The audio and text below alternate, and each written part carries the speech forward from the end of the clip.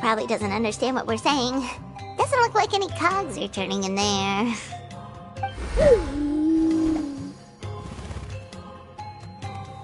Whoops! Sorry! No offense intended! You there! You dare disrespect our elder?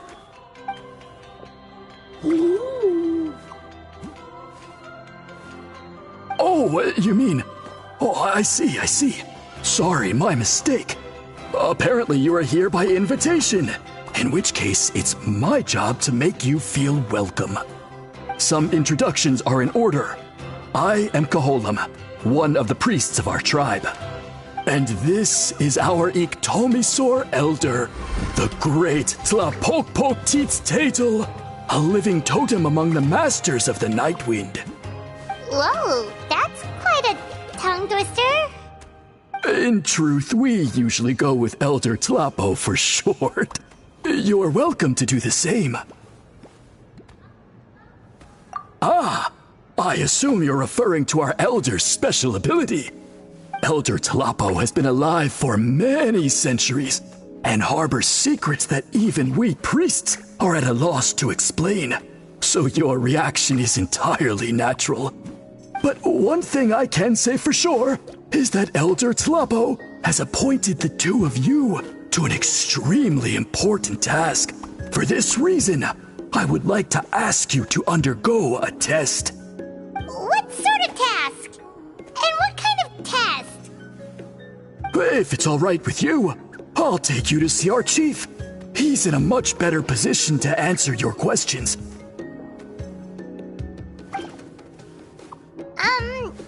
Okay, sure.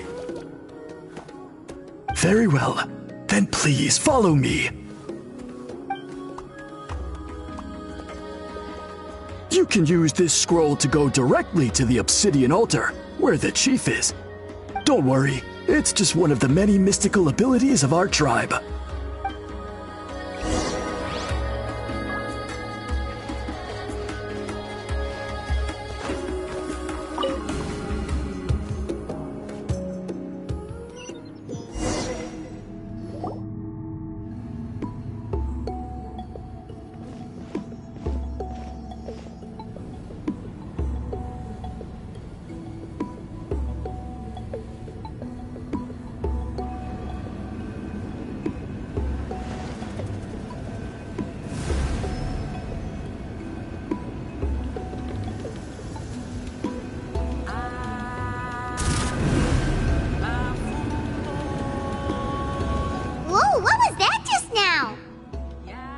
One of the routine duties of a priest.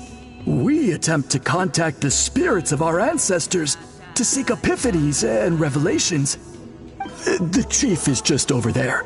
Please wait here while I have a word with him. I'll just be a moment. Well, the Masters of the Nightwind are definitely living up to their reputation as the mysterious ones.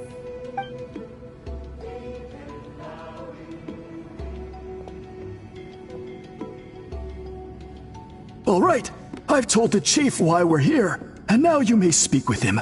Right this way. So, you two are the appointed ones.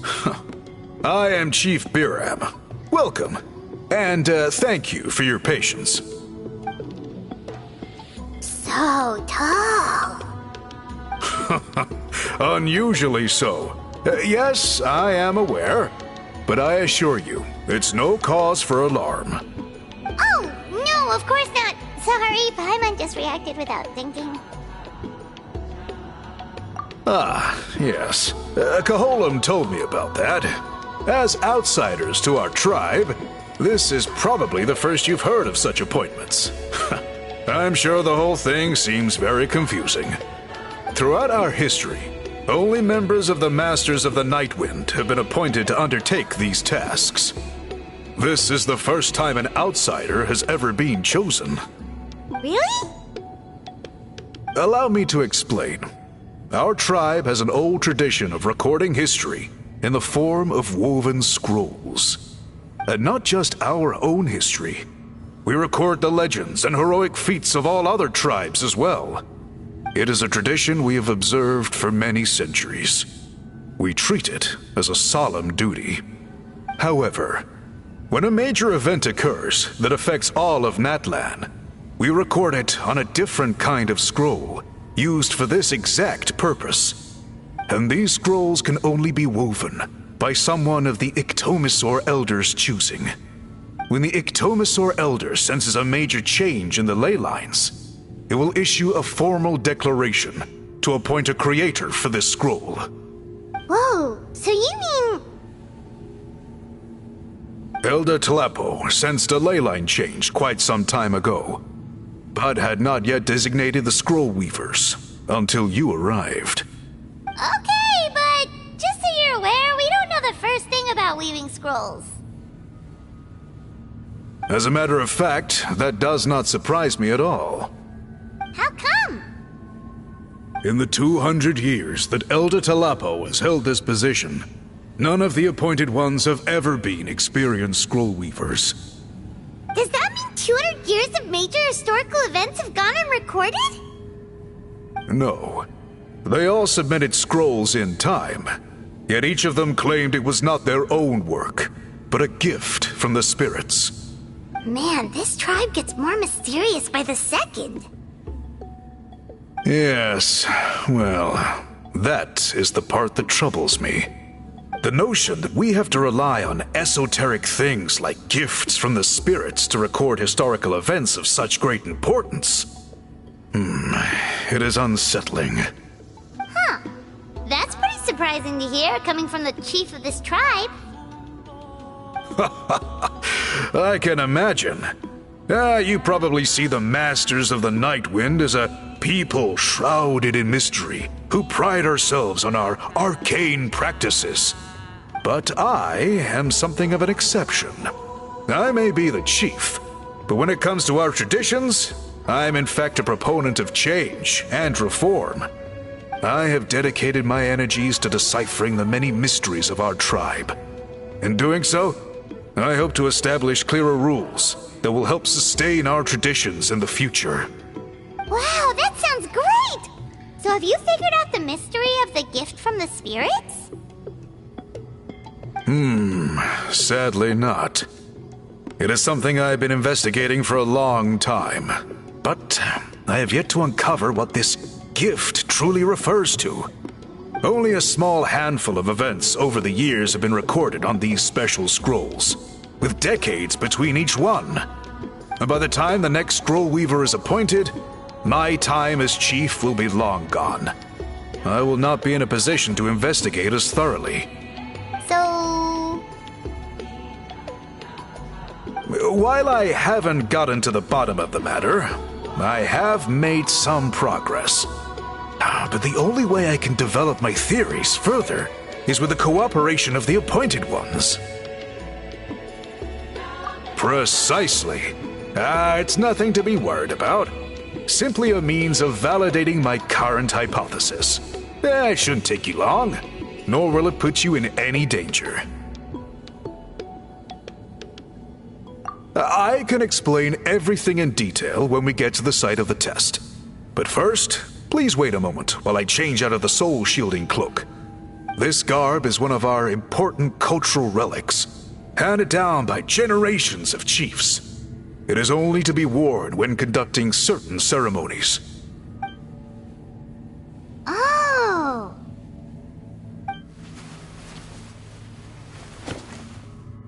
Please, follow me.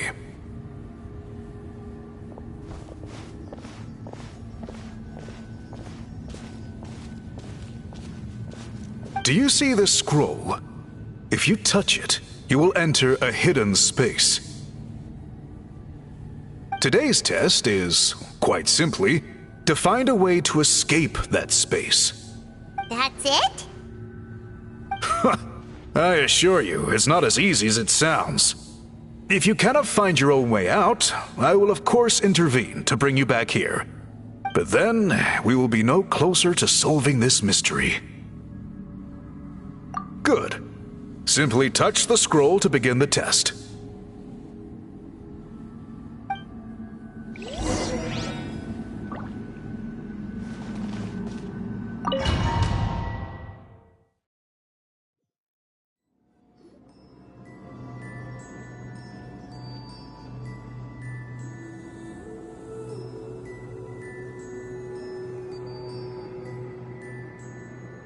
Whoa, we really did get teleported. It seems like this place is completely sealed off. Doesn't look like there's an exit anywhere. Let's take a look around and see what we can find.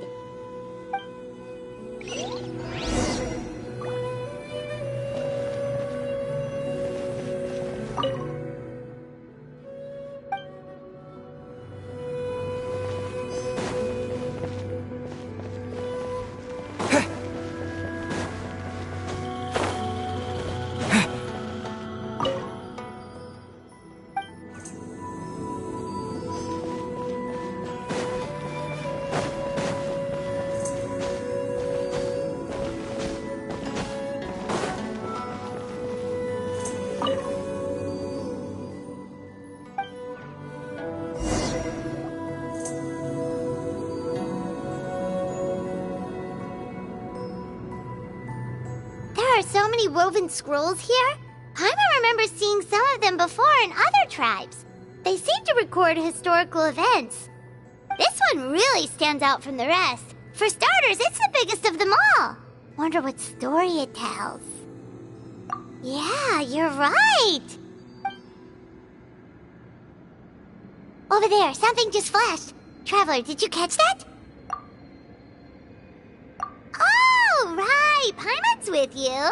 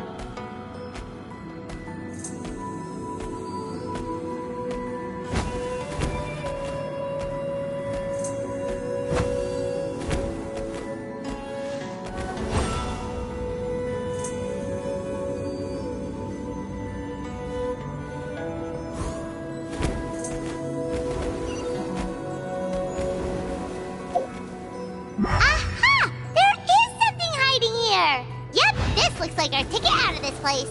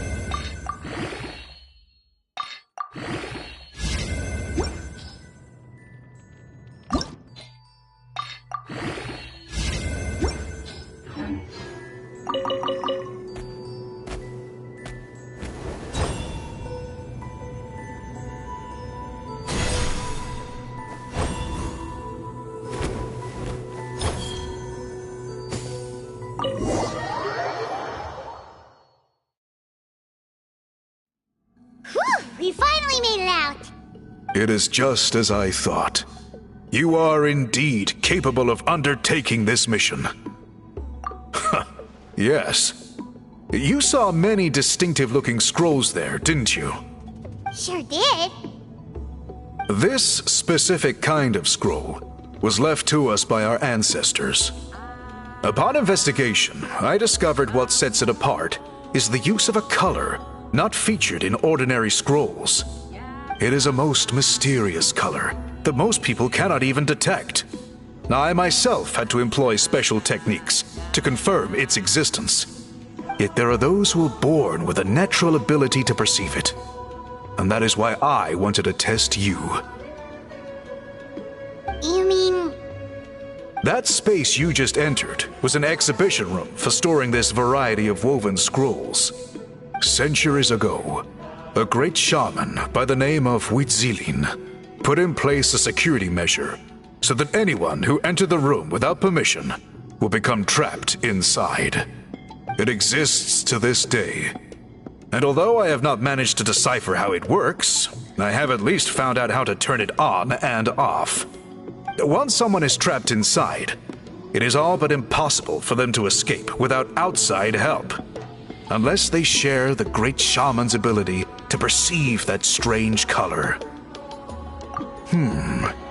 Clearly you must have this ability, which leads me to believe that our Ictomisaur Elder can sense this ability in people, and that it appoints a scroll weaver on this basis.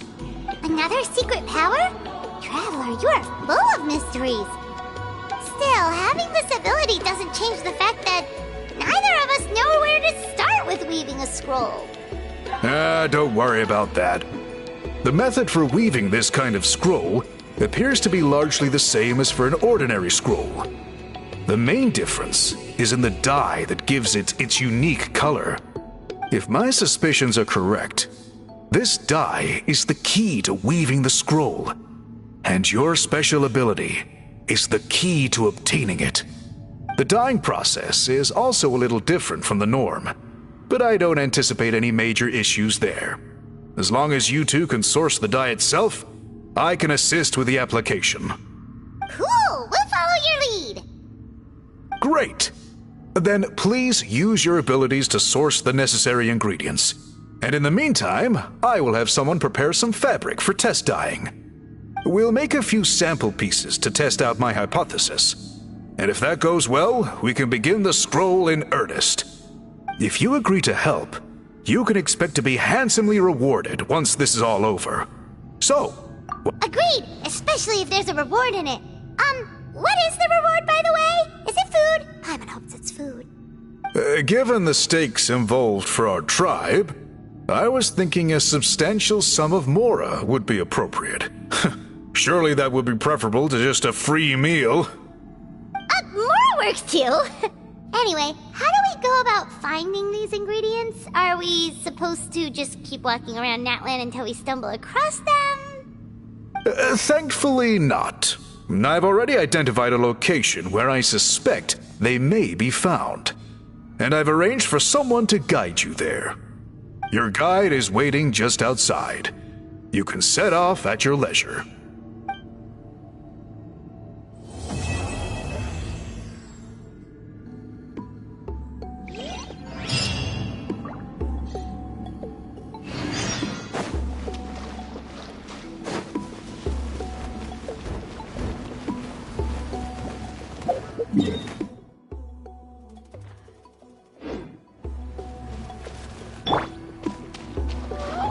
Burn it down! Try and stop me!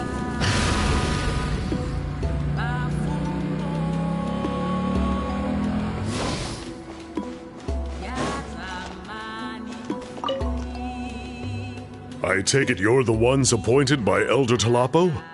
Yep, and you are... Call me Toltec. The chief asked me to be your guide for the day. His messengers already filled me in on the situation, so just follow me.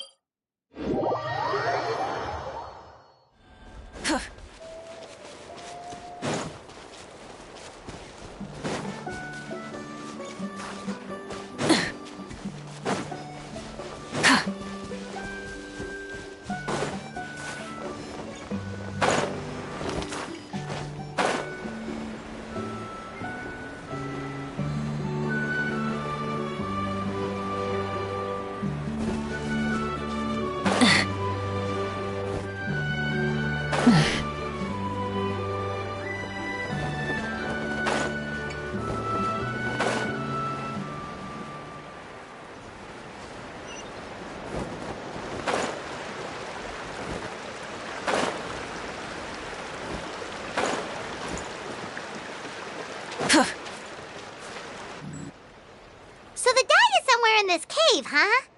This is as far as I can take you.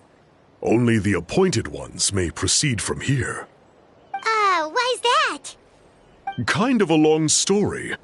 Apparently, there's a certain fruit that grows in this cave, the juice of which can be processed to make an excellent dye. Many years ago, our ancestors set out to make a series of ambitious works of graffiti art. They selected this cave to make them in, presumably due to the availability of the dye. However, they didn't want anyone to see their work before it was completed, and so they sealed off the entrance to control access. To bypass the seal, you have to have mastered the art of color perception, or something like that. Oh, right. The strange thing is, our ancestors never removed the seal, even after they finished the graffiti art. Since it was sealed off, the only person who's been inside is the great shaman, Citlali, and that was 300 years ago. According to her, the artwork tells the story of a hero by the name of Kuntur. But I digress. Sorry, I'm a big fan of graffiti artwork. Once I get talking, I can go on for hours. So you're sure you don't want to come with us? I'll pass. I tried to get in once, but the seal blocked my way. I tried getting my Iktomi to clear it with its powers, but even that didn't work. I guess it's supposed to be a test left there by our ancestors. If you don't pass the test, you're not worthy of viewing their works of art. Aww. Don't worry about me, though. I wouldn't be joining you this time even if I was able to get in. Unlike our chief, I don't have the guts to challenge our traditions. This task is specifically appointed to someone by the Iktomi Elder. Who knows what bad things might happen if I got involved? Fair enough. All Alright, we'll try not to take too long.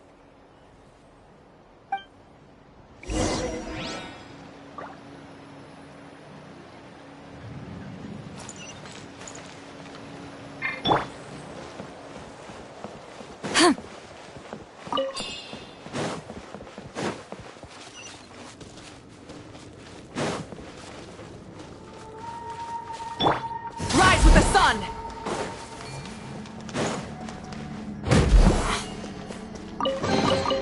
The reward? Looks like there's no way past.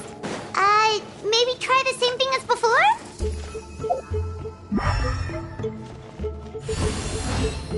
Hey, it worked! Let's head in and take a look.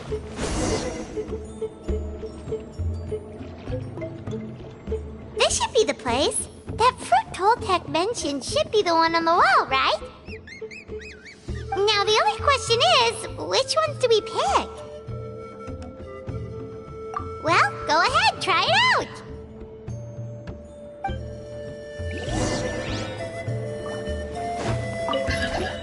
Fulfill our task! Light it up!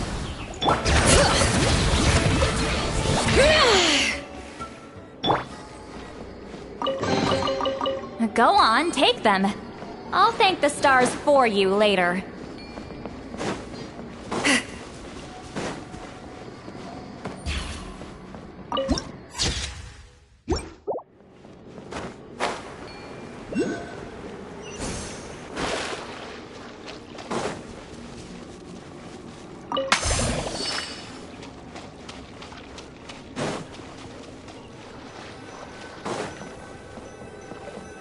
You saw something, right? Whatever it was, grab it!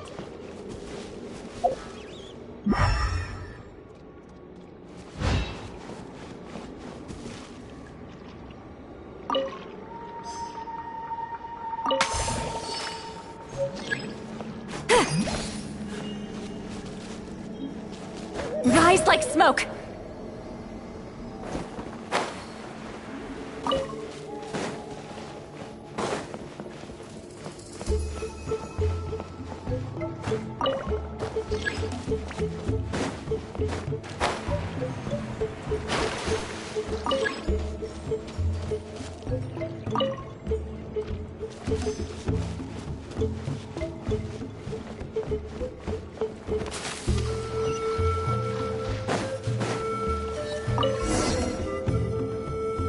These guys' ancestors made some real works of art here.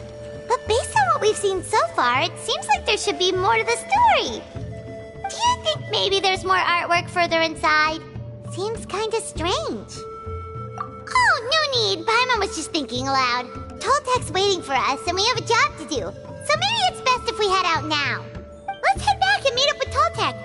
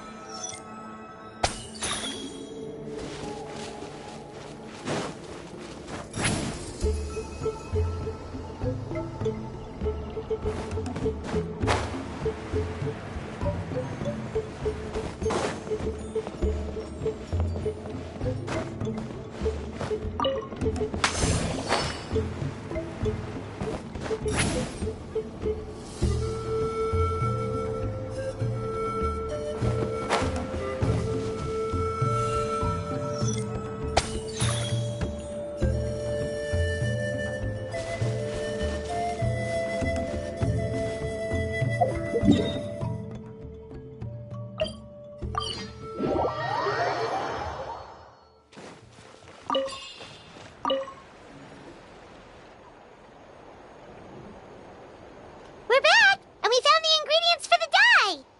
Sounds like you made it through the seal then. Our Iktomisaur Elder was right about you. It's getting late. Follow me. I'll take us back.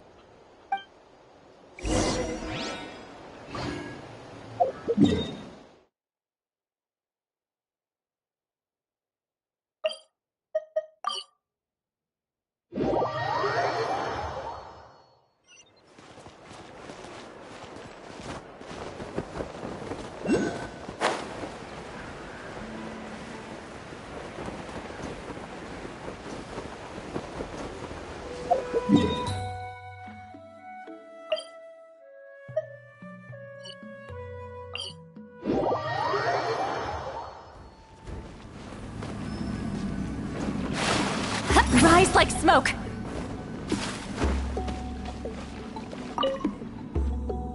Toltec has updated me on your progress. Well done. I appreciate your efforts. Sure thing! Here's the stuff for the dye.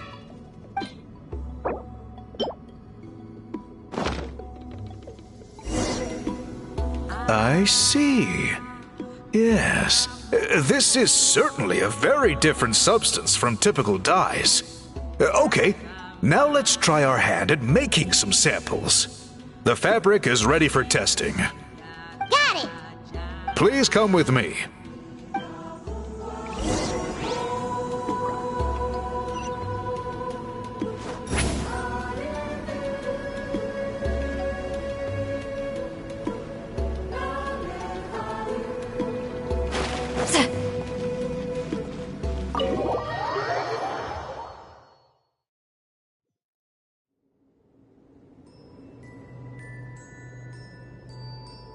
Take a look at this. It's a woven scroll made by one of our ancestors. This is the kind of thing we're trying to make. Ooh! The person depicted is the legendary shaman, Citlali. She lived 200 years ago and was once appointed by the Iktomisaur Elder, like yourselves. She was especially skilled in the art of color manipulation, and of course completed her task with flying colors. This scroll is a record of her deeds, and was most likely the work of her own hand. The quality is simply breathtaking, even compared to other scrolls of this variety. Sadly, since she passed away, all of our Iktomisaur Elder's subsequent appointees have had to rely on the gift from the spirits to complete their work. That's a good way of putting it. My only quibble with your phrasing would be, it's not just me, but us. Hoo-hoo! Now Paimon's getting excited.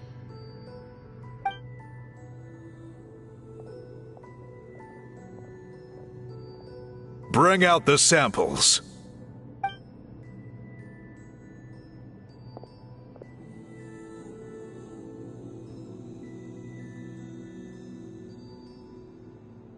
Now, as I mentioned, the dyeing process is a little complicated, but I am confident you will manage.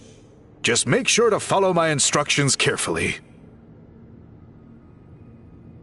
The pattern has already been sketched out on the sample, so you just need to dye each block with the correct color.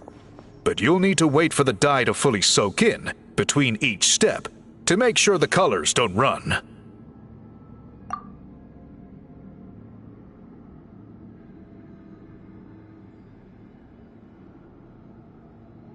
Ha ha ha! Good! The dye has taken to the fabric, and the pattern is crisp and clear. Next, apply all the remaining dye, and we should see that elusive signature color emerge. Okay, final step.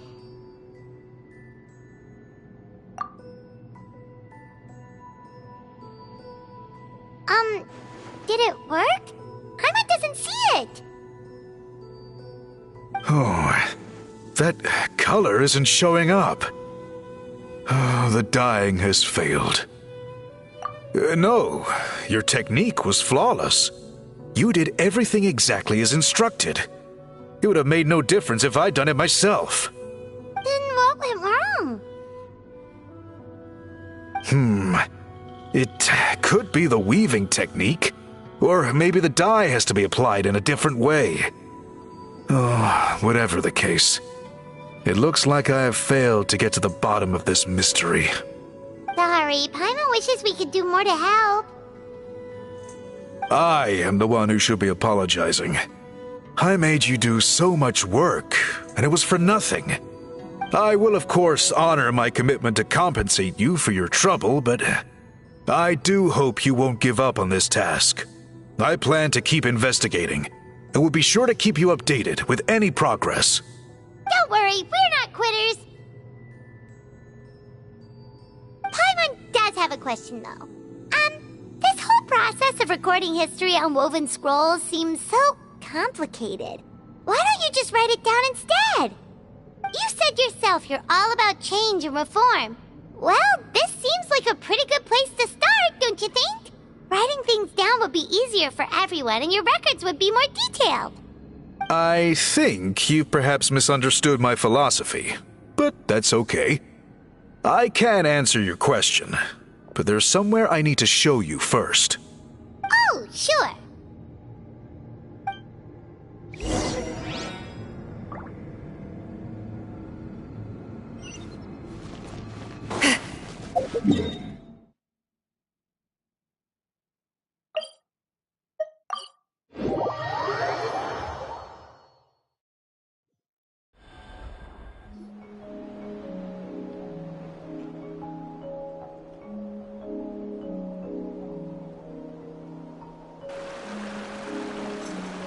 Cool.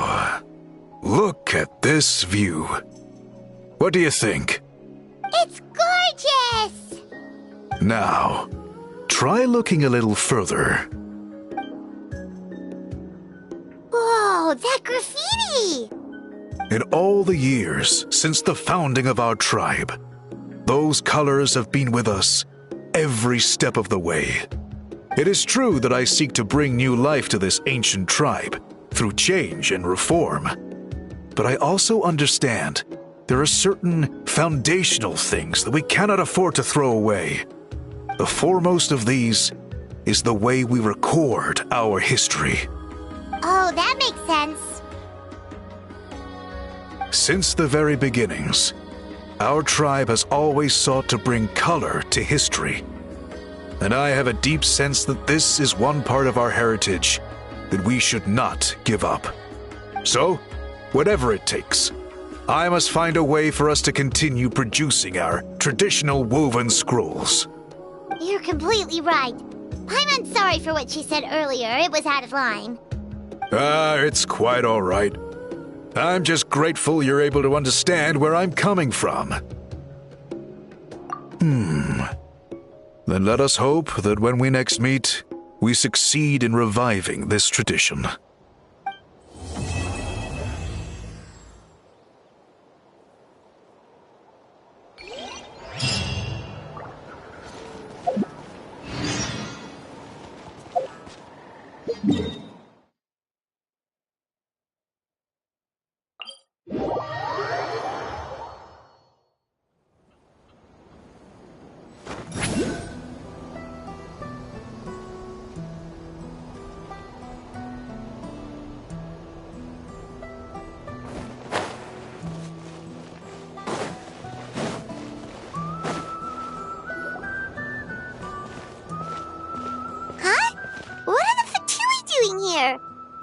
That's a little concerning.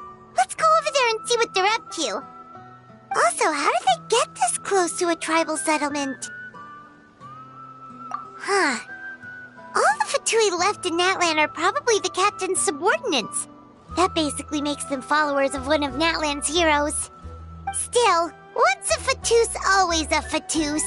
Something seems off seeing them here. Let's go check it out.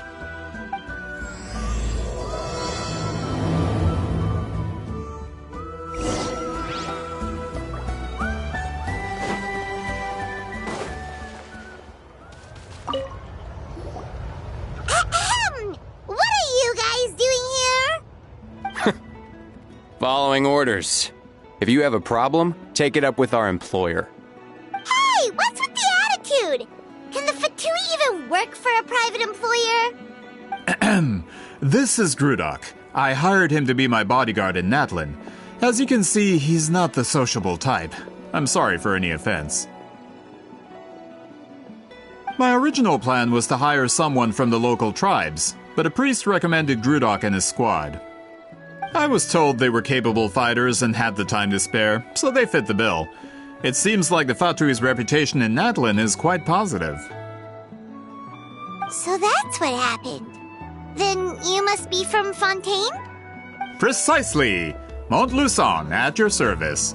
I work in the publication business. And you two... Wait, you must be the Traveler and his fairy companion.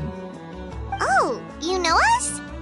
A golden-haired traveler with a floating companion.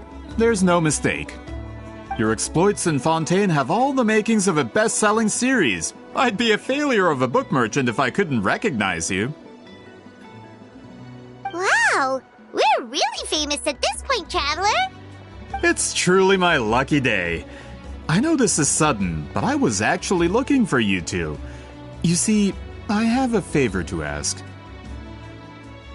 So, you chased us all the way to Natlan? That's a little creepy. You'll be generously rewarded, I promise you. Well, at least he got straight to the point. Should we hear what he has to say? All right, we'll hear your request. You know the great shaman Citlali, right? I need her help with something. Yeah, but the chances of her helping a random stranger just because we asked? Yeah, Citlali really doesn't like dealing with strangers. I heard about that from other members of her tribe. But they told me if one person could convince her, it would be the golden-haired traveler. If you manage it, I'll even double your pay.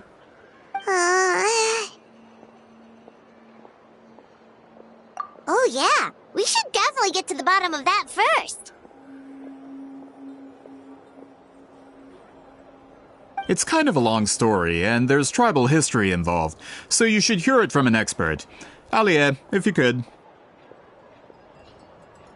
Of course. I don't often have an eager audience for this kind of thing. Nice to meet you. The name's Alie. I'm a researcher from the Fontaine Research Institute.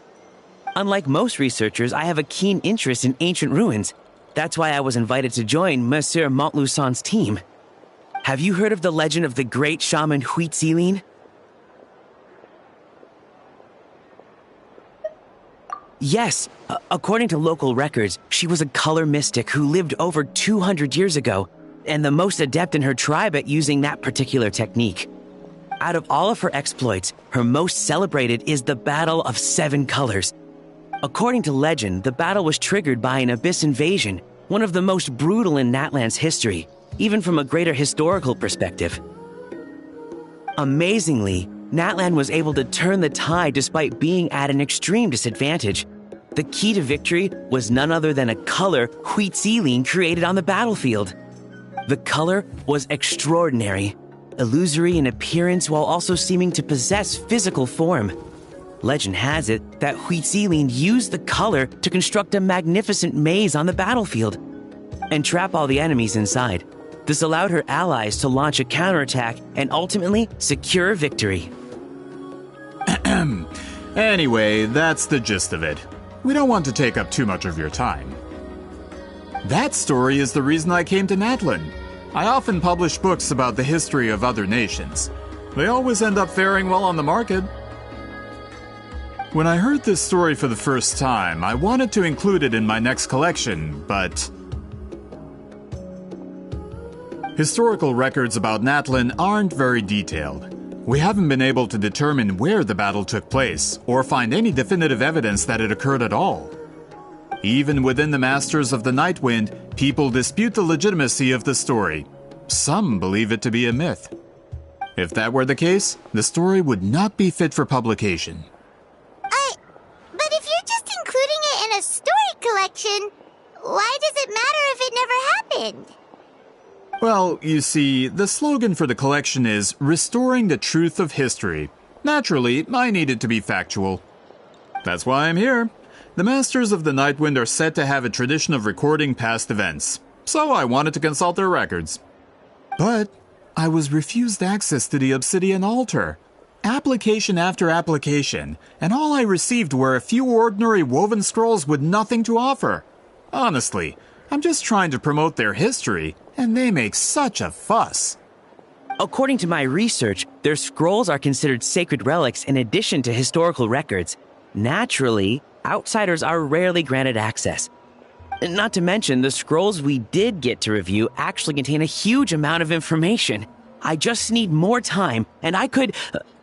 We've been over this, Alier. There's no need to waste time on those scrolls when we have a better way. Citlali, you mean? Exactly. You're well aware, I'm sure, that Citlali has been alive for more than 200 years. That means she lived during the era of the Battle of Seven Colors. If she agrees to be my consultant, then no other historical records are necessary. Oh, that's what you want. So, what do you say? I'll quadruple the pay if it helps sweeten the deal.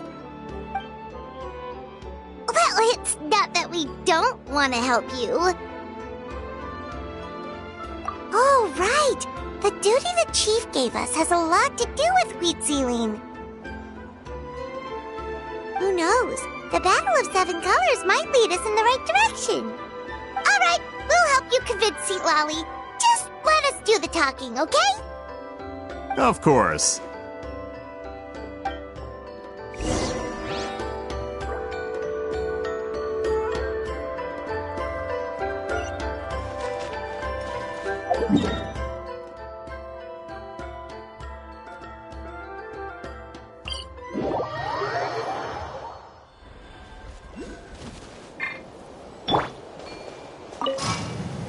Let's fly!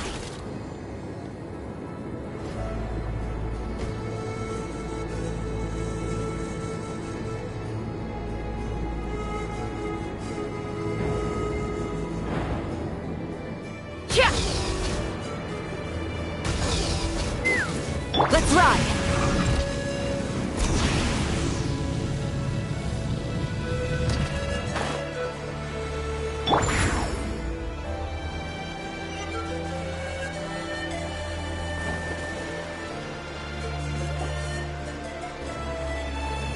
So, this is where the great shaman lives? A bit far from civilization, isn't it? I hope the person who pointed us in this direction wasn't mistaken. For someone like Citlali, it actually makes a lot of sense. Is this graffiti her work too? I wonder if it's a cultural practice.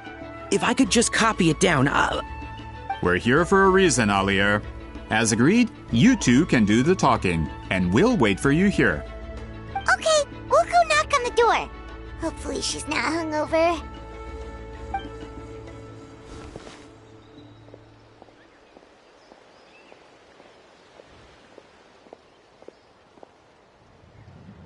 Citlali?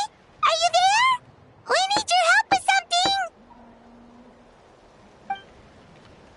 Oh, no response. Maybe she's not home.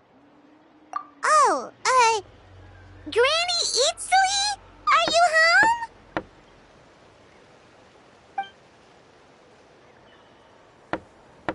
home? Hey, kid! If you're here to challenge me, book an appointment first.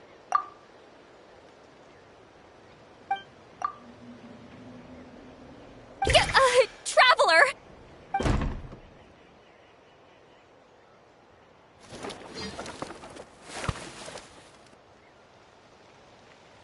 Looks like we came at a bad time.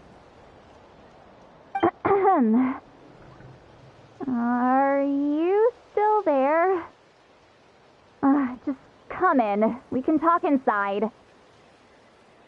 Well, at least we didn't get turned away.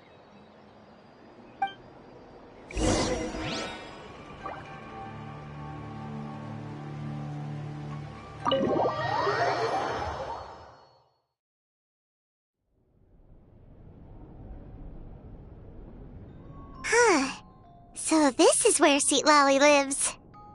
I didn't have time to fully clean up the place. Complain if you want. Menial housework means nothing to a great shaman like myself. Besides, in light novels, people who keep everything neat and tidy are always too boring to be the protagonists.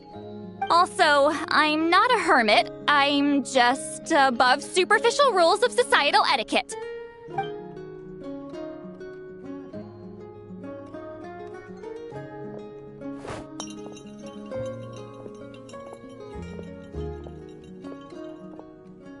She sure does care a lot about what we think of her. Oh, and that spell I used to transfer my senses to you, you're not still, experiencing the side effects, are you? It's my duty as a great shaman to check that kind of thing. Oh, you mean when we could hear your thoughts? Nope. It's been so long, we don't have to worry about that anymore, right? Then why do I hear the traveler's thoughts in my head? What?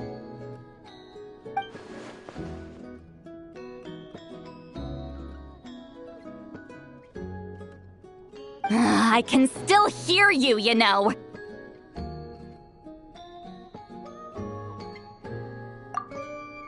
Don't bother. I'll find a way to fix it. First you hear my thoughts, now I'm hearing your thoughts. It was just a simple spell. I use it on you, and now it's on the fritz. Forget it. Just tell me why you're here. Well, someone asked us to ask you to be their consultant. They have questions about the history of Natlan. So they asked the hero of Natlan to put in a good word? Sounds like they know I don't usually trouble myself with other people's problems. The pay is really good.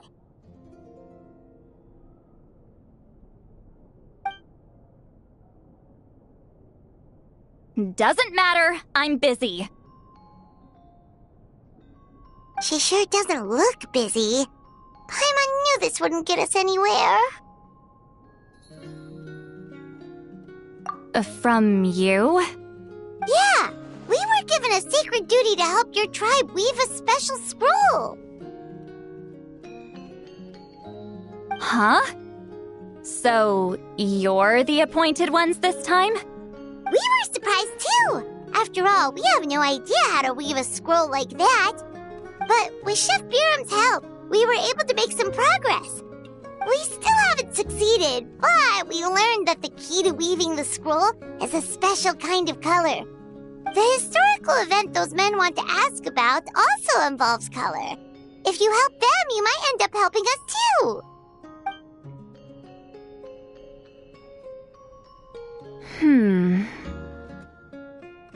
She's giving us that face again.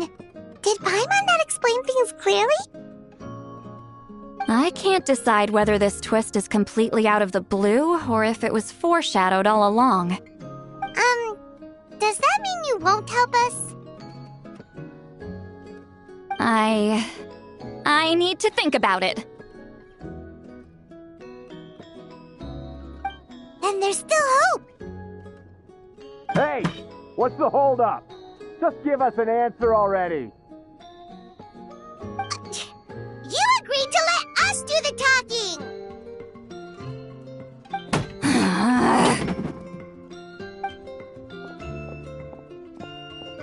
Citlali!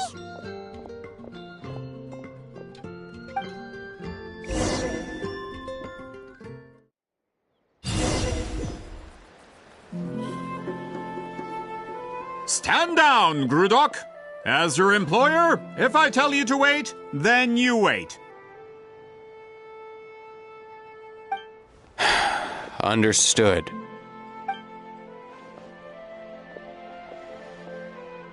You're the great shaman who's been alive for centuries? But you're so... Apologies for the disturbance. Grudok is a recent hire, so difficult to restrain sometimes. You're lucky you didn't force Citlali's hand. Well, since you're here, how about a discussion? Do you have any idea who I am? Did you think Granny Eatsley would be fooled by your little performance? I have no intention of speaking to you. Your recent hire interrupted me right as I was about to make an important decision. Pull a trick like that again, and I'll make your lives a living horror novel, except 10 times worse. That's all I came out here to say. Whoa. Traveler, we have a discussion to finish. You live up to your name, Granny Itztli. I apologize for the offense. I'm just surprised the Battle of Seven Colors didn't pique your interest. You're investigating the Battle of Seven Colors? Ah, the Traveler didn't get to that part? Yes, I thought the Traveler could help me convince you. But, if I'm not mistaken, you have a personal interest in this matter, don't you? I heard that the great shaman Huitzilin was a friend of yours. You two must have been close. If I can resolve the controversy and prove the battle took place, I'll include it in my next collection. Then, all of Teyvat will learn the truth. With your support, your friend's heroic deeds will once again be known throughout the land. Inspiring, don't you think? If this is really about that duty, then... fine. I'll help you. I'm honored. Save it. I agreed to help the Traveler, not you. You'll just have to leech what you can. Well, at least she agreed to help.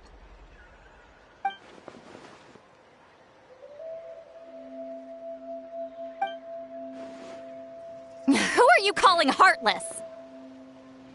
Not a problem. I always planned to work with the Traveler. So, did you directly experience any events of the battle?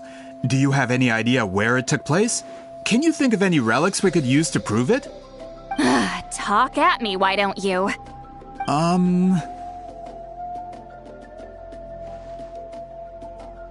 Fine. No, no, and no.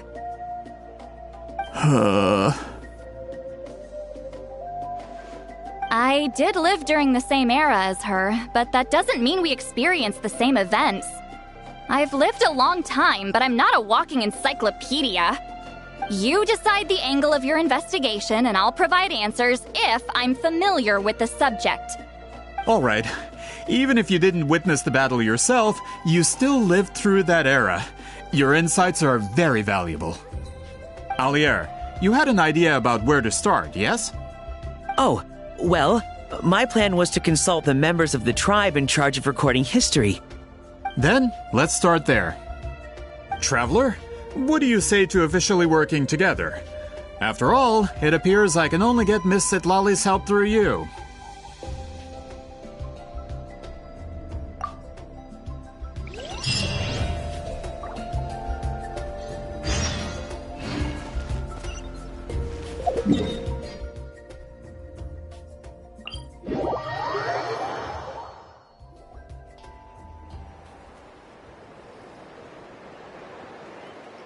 You don't seem super invested in this whole thing, Citlali.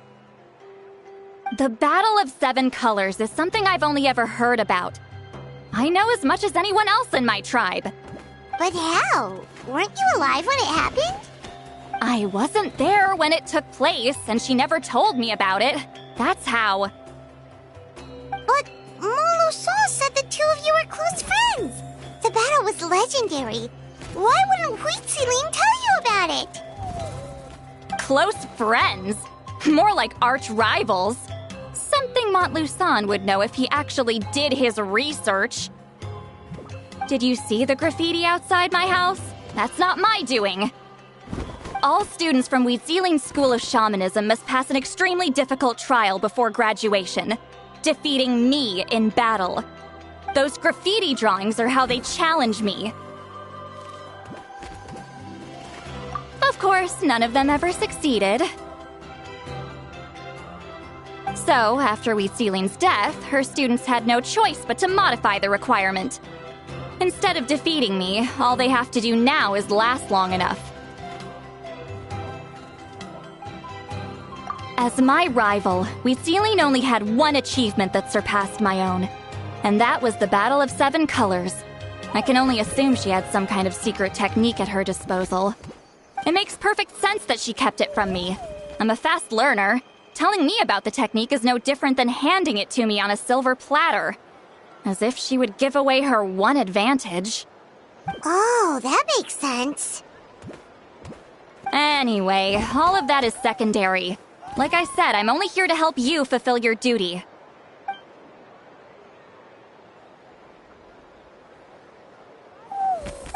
Don't misunderstand. This duty is important for my tribe, too. A great shaman should do her part to see it done. Excuse you? I fail to see what housekeeping has to do with my duty as a shaman. Why is it that you're the one whose thoughts are exposed, but I'm still the one suffering? I need to get to the bottom of this. Excuse me, Great Shaman, but we have a situation over here. We could really use your help. Okay.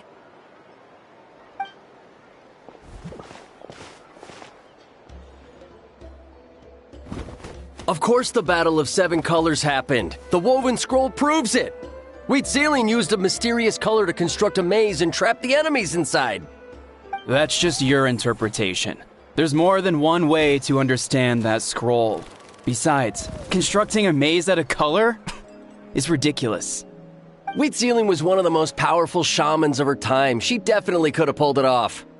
That's the biggest problem. She had students. Why not pass it down? A technique that powerful? And no shaman since has ever used it? Her students are keeping it a secret, of course. If you knew a technique like that, you'd be a fool to show it to just anyone.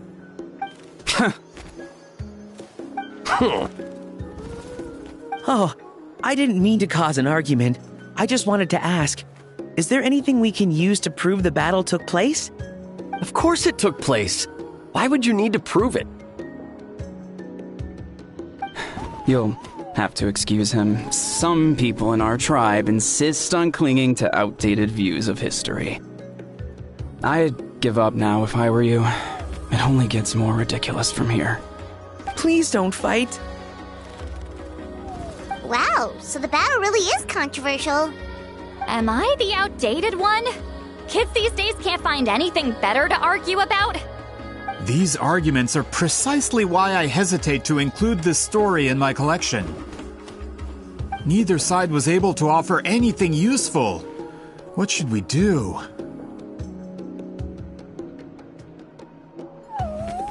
Citlali was a passionate teacher. We were opposites in that sense. The technique she used in the battle must have been her masterpiece. There's every reason to pass it on. Still, if the technique is powerful enough to single-handedly stop an invasion, it also makes sense that her disciples would keep it a secret. We should check with the students from her school. If we can confirm the technique exists, we can deduce certain things about the battle. But as far as I know, most of the shamans from her school occupy high positions in the tribe. Not the type of people outsiders like us can speak to on a whim. Right. The obsidian altar is off limits to you.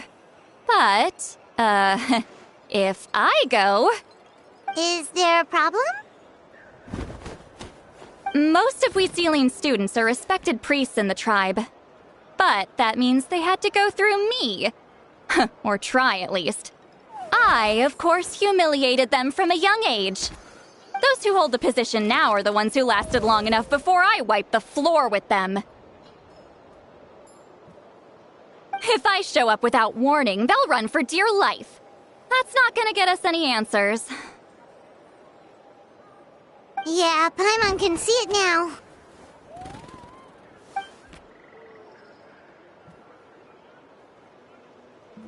Hey, don't jump to conclusions. That was just a metaphor. Only you have the guts to joke like that with me, Traveler. Fine, I said I'd help, so I'll help. But don't blame me if it goes wrong.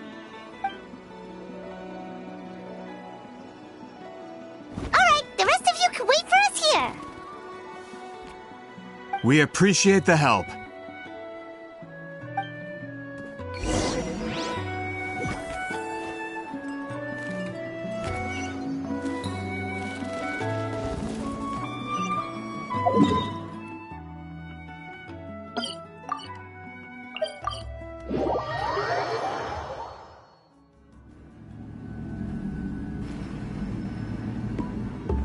Oh, are you in the middle of a ceremony? Granny Eatsley?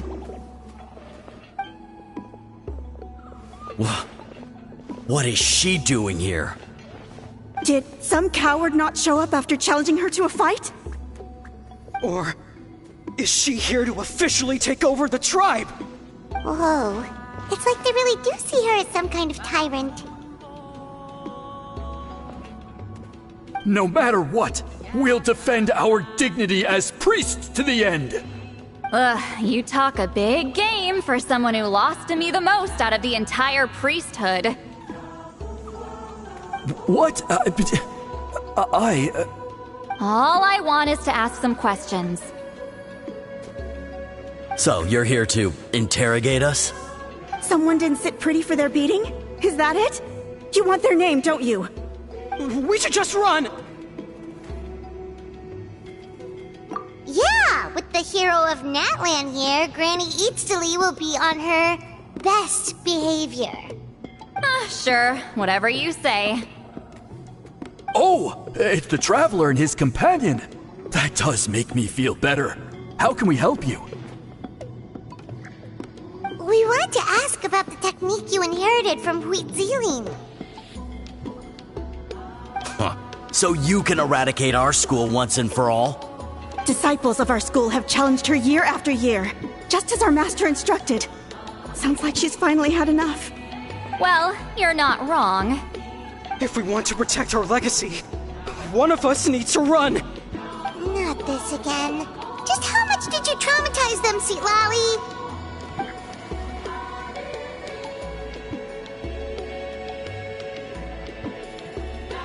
Hey! You can't just say whatever you want just because it's in your head. I'm Granny Eatsley. A mere mention of my name and kids burst into tears. Love and respect? No one has the guts for that.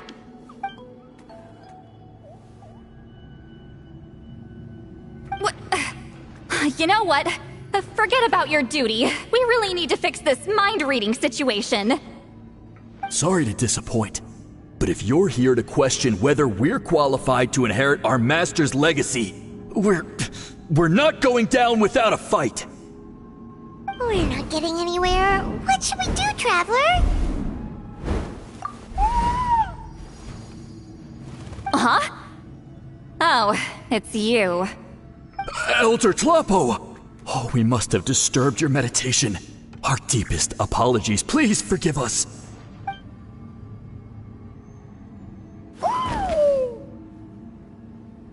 Did Elder Tlapo just issue a declaration?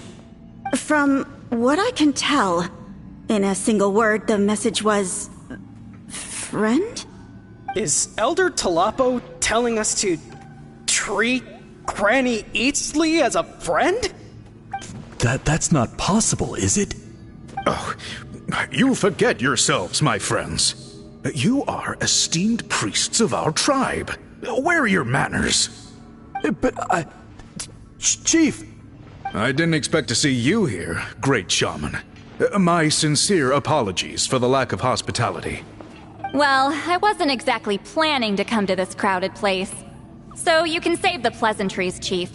I'd rather get this over with. Understood. Now, as successors of Huitziling, I understand your friction with Granny Eatsley. However, Elder Tlapo's declarations have always showed us the correct path. You would do well to respect his counsel. So, mind your manners and allow Granny Eatsley to ask her questions. Good thing Elder Tlapo and Chief Biram are on our side.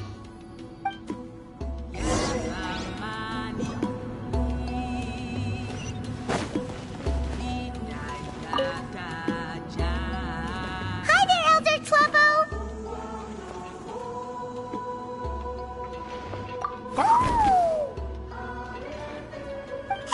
he seems pretty happy to see us. He's the one who put you in charge of the scroll, right? Yeah, Elder Tlapo appointed us to the task. Elder Tlapo, huh? He's still Claw to me.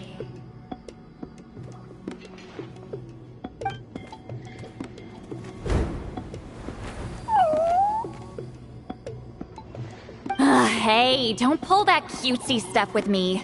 You're an Iktomisaur Elder now. You occupy an eminent and important position within the tribe.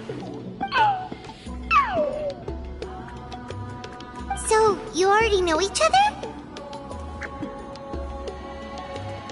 Claw was only this big when we first met. He was Witzeline's Saurian companion back then. She kept dragging him to my place, so over time, we got to know each other. She only came to my place to fight me. But at the same time, she always claimed to be my friend. She was the only one who dared to try, at least. Well, you've lived a long time. You've probably made a bunch of friends over the years, right? The more time you have, the more friends you lose. Oh, Anyway, let's get back to business. I hate talking about the past.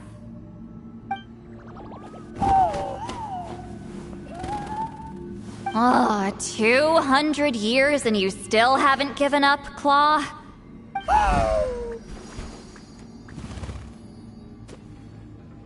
I still haven't made up my mind, so you should head back. Traveler, Paimon, let's go.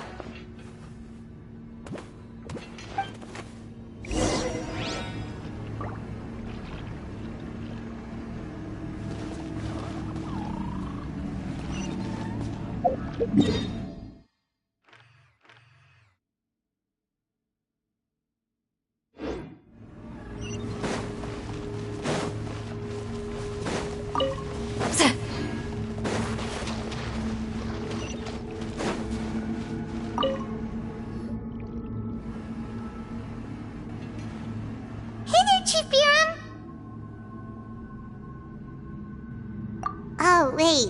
We haven't reached out since the last time we failed the task, huh? I'm just grateful you haven't forgotten that duty. Actually, we have good news! We found another clue! I'm all ears. It's the Battle of 7 Colors. Huitziline's claim to fame? That sounds promising. But the battle took place hundreds of years ago. An investigation is bound to be difficult. True, but Granny Citlali promised to help. Is that so? I've tried seeking her help in the past, but I never managed to coax her out. You should cherish this opportunity. Hey, don't complain! None of the previous chiefs succeeded either. Forgive me. That wasn't my intention. It was a comment on my own failings. Paimon said you've been trying to figure out how to weave the special scroll. It is my duty, great shaman. Why bother? The scrolls always end up completed on time.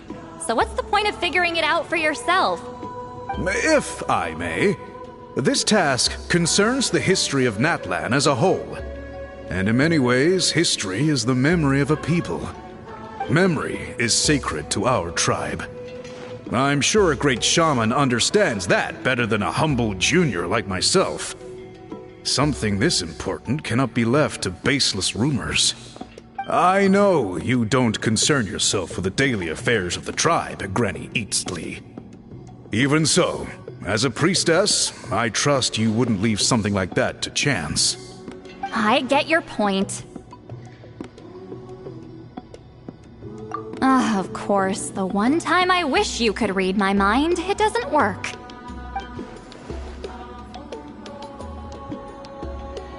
No, that's not it. Huh? It's not important. Rest assured, Biram, with my help, the Traveler and Paimon will definitely be able to complete the task. You have my thanks, then.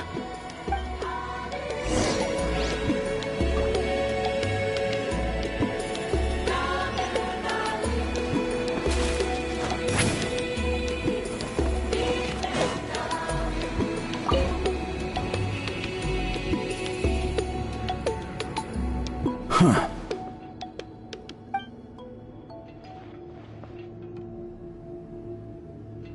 So are you here to test whether we're qualified to inherit Master Wheatselian's legacy? You've already been tested, haven't you? Well, frankly speaking, I don't think any of you are qualified. But that's not why I'm here. All you need to do is be good and answer my questions. Fine. Ask away. You've heard of the Battle of Seven Colors, right? Of course. It's our master's claim to fame. An immortal legend inscribed in the very history of our tribe.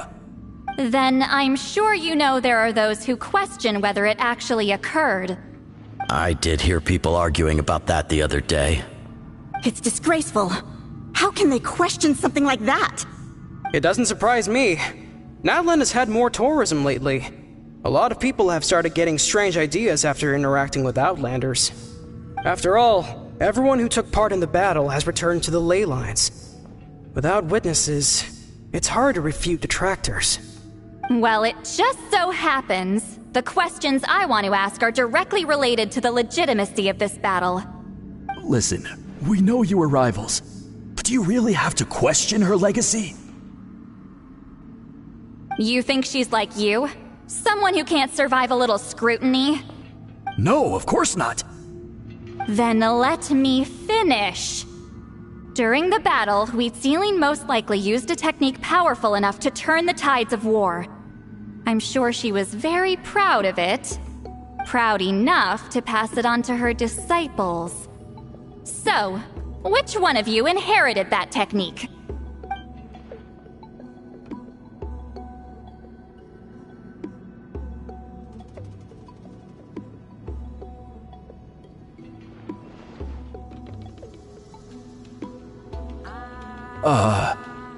I don't think any of us have heard of it.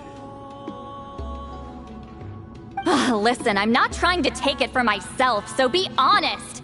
With or without it, I can wipe the floor with any of you. Yeah, no objections there. But I'm telling the truth. None of us have ever heard of that technique.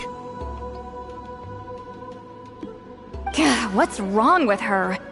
Why would she let it go extinct? Master's body of work is massive. No one student could hope to learn all her techniques. Mastering just a few already takes a lot of effort.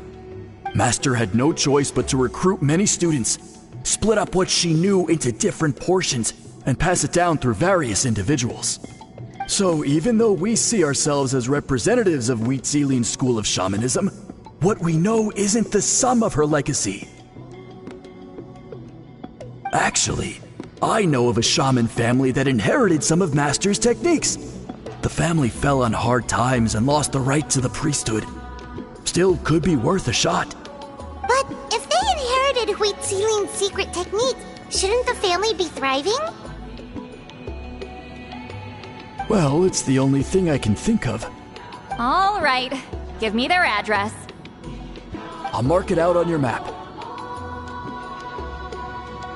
To be honest, I'm not optimistic about the future of this investigation. That's because the request came from you. You don't know the power of your own words, do you?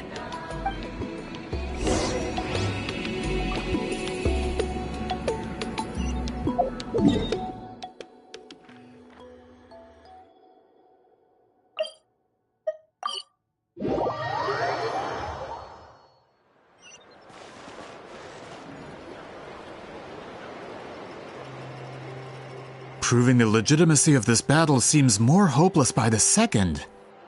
Nothing we can do about that. Well, even if our investigation ultimately proves the legend to be false, that's still a worthwhile result. Although I'm here for business purposes, I have a personal interest in this as well. I'm drawn to matters of historical truth. That's exactly why I chose to follow you, Monsieur Montluçon. Listen, I'm just updating you on the situation, not asking for your opinion. I don't really care whether you continue your investigation. And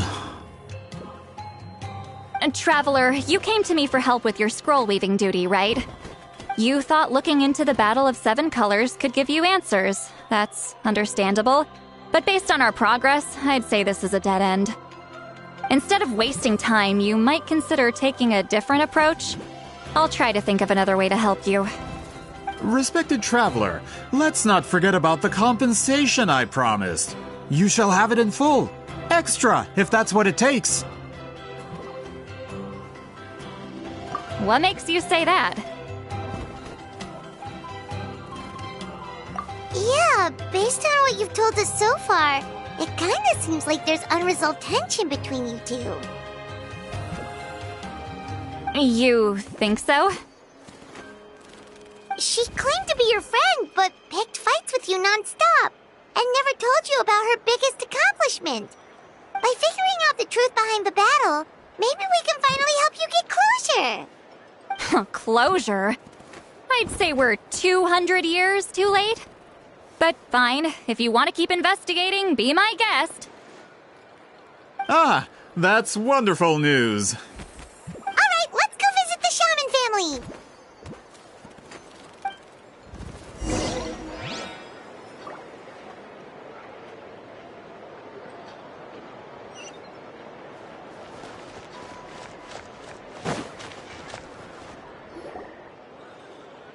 Hello, are you Aishaman? Yep, that's me. Huh? Granny Eastly? Get up!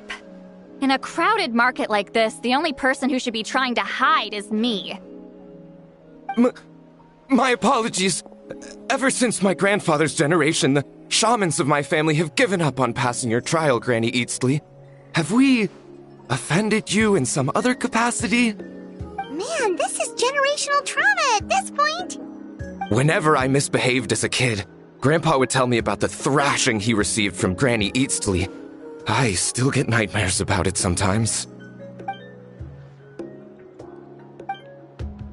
Hey, don't get any funny ideas. This was your idea, remember? Keep asking your questions. I'm going to find somewhere quiet to wait.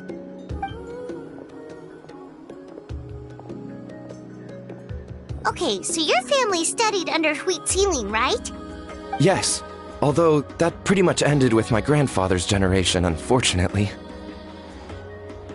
The techniques my family learned from Citlali didn't have much practical use in terms of tribal affairs, so during my grandfather's time, we quit the priesthood. Turns out, shaman techniques aren't that useful outside the priesthood either, so over time we abandoned them altogether. Of course, it's possible that we were just too foolish to understand the true power of those teachings. After all, Citlali was a genius.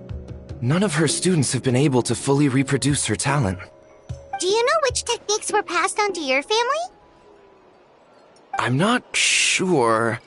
As a kid, I remember hearing my grandfather talk about them, but it's not like I can use them myself. Just think about it for a sec. Do you remember anything about a technique that can decide the outcome of a battle? Decide the outcome of a battle? No, I don't remember anything like that. Besides, my family wasn't really known for our talent. If a technique like that exists, I doubt Citlali would pass it on to us.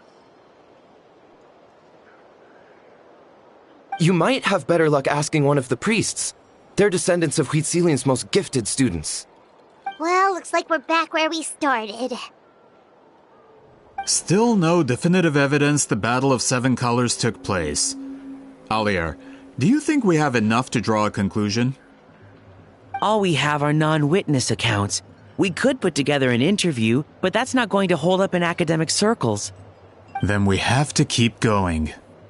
Oh, you're investigating the Battle of Seven Colors? Yeah, you know about it? Not a lot, but there's something special about my family. In addition to shaman techniques, Citlali's stories were passed down to us as well. Say what you want about my ancestors' dedication to shamanism, but they definitely paid attention to those stories. And of course, the Battle of Seven Colors is the most exciting story of them all. We don't need another story. We need something concrete. Does no one in your tribe understand that? I'm not sure if this is helpful, but the story passed down in my family is a little different from the one told in the tribe.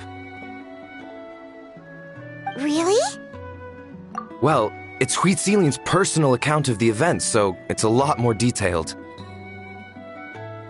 For example, in the version I heard, the battle took place in a location known as Chico Mostuk Cave. That means you can tell us where to find it. Have you ever been to this place? Unfortunately not. I studied maps of Natlan before we left, Monsieur Montluçon. I don't remember ever seeing such a name. Could your ancestors be mistaken, Mr. Eshemin? It's unlikely. My family may have let the shamanism side of things fall by the wayside, but we're serious about these stories. In the words of my grandfather, some things deserve to be passed down more than secret arts. If Huitzilin's version of events differs so much from the general understanding, that makes it even more likely the battle is completely made up. Yeah, that's disappointing. Oh, hold on. You mentioned the Chico Mostuk cave? Oh, yes? Can I clear something up for you? It's been more than 200 years. Huh. I never thought I'd hear that name again. What do you mean?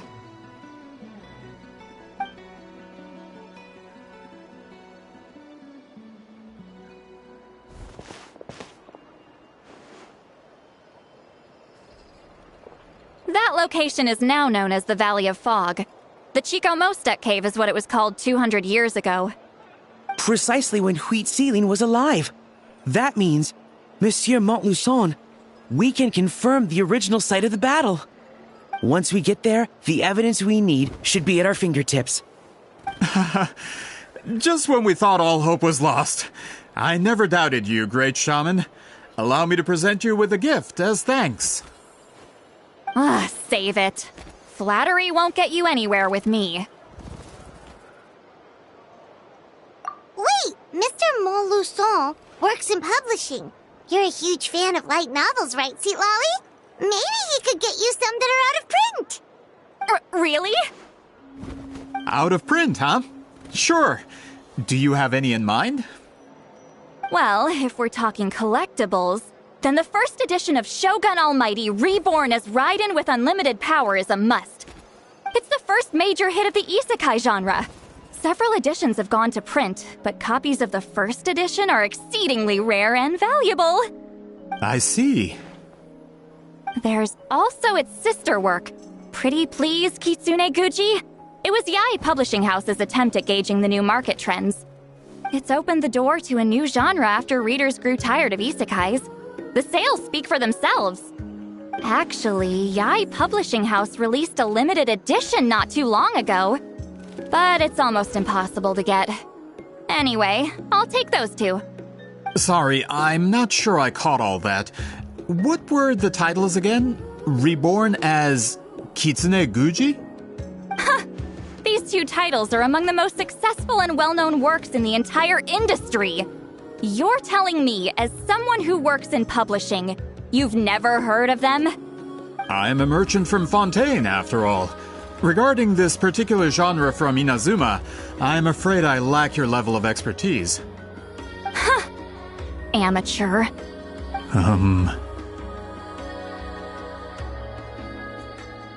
Of course! Sounds like a perfect arrangement. Now there's no time to waste. We should head to the site of the battle right away. Once we get there, it'll take a bit more work to determine the actual location. Right now, all we have is a general idea. Well, I'm sure Miss Citlali can help us with that. Have you even looked at the time? It's already evening, and I have important plans tonight.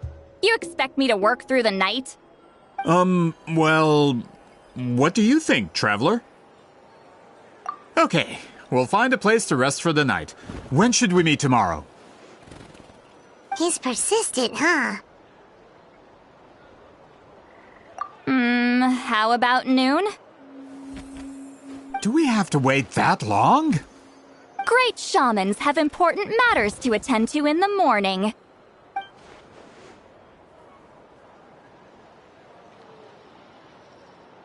That's only because I have important tasks to complete at night. All right, as Miss Citlali instructed. Let's meet back up tomorrow at noon. We'll be waiting at the exit of the tribal settlement.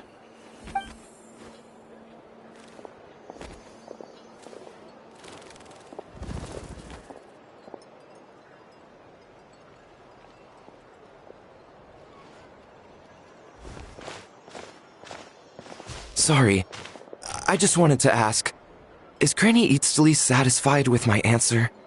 Yeah, of course. You really helped us out.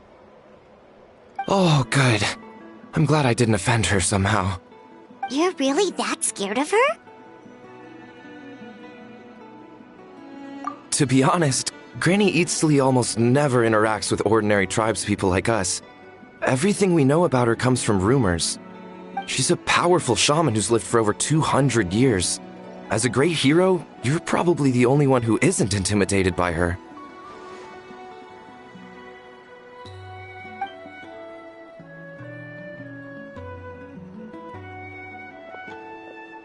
Well, thanks for today, Citlali.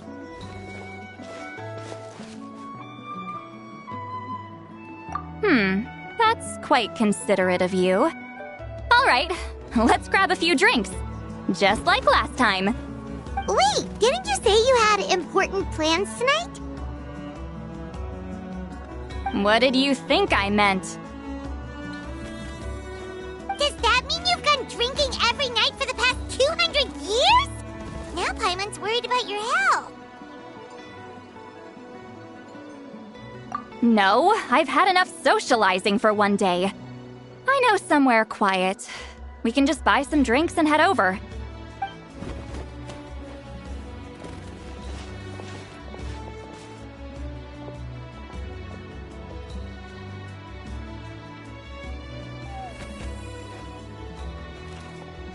Which will also give us a chance to solve the mind reading issue. Considering the necessary spell work, I'd rather do it in private.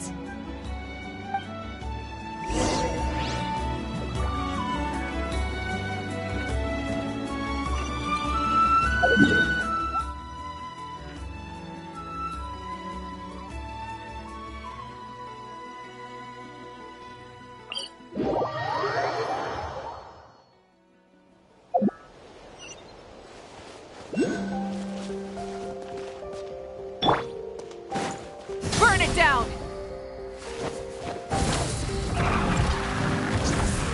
All right.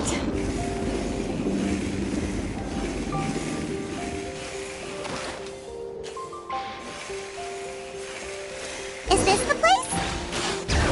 No, further up. Further up?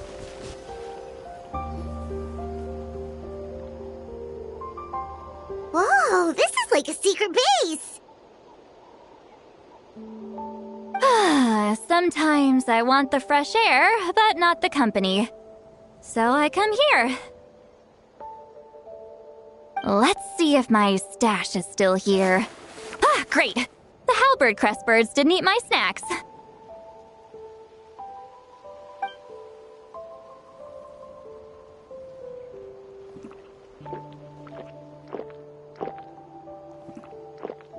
Now for the mind reading issue. Give me your hand. It might take a little longer, actually.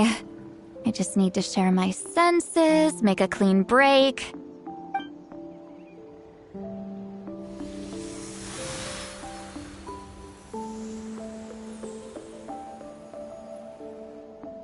And that should do it, right?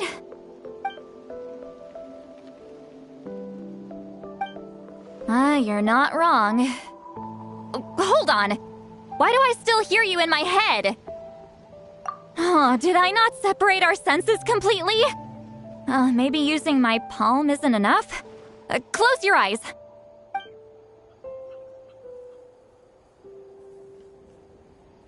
Oh, please work, please work. A great shaman should be able to handle this. Okay, what about now? Huh? And now?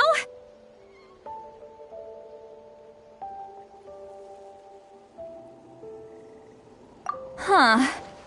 whenever I try to remove the effect, it just flips direction and gets worse.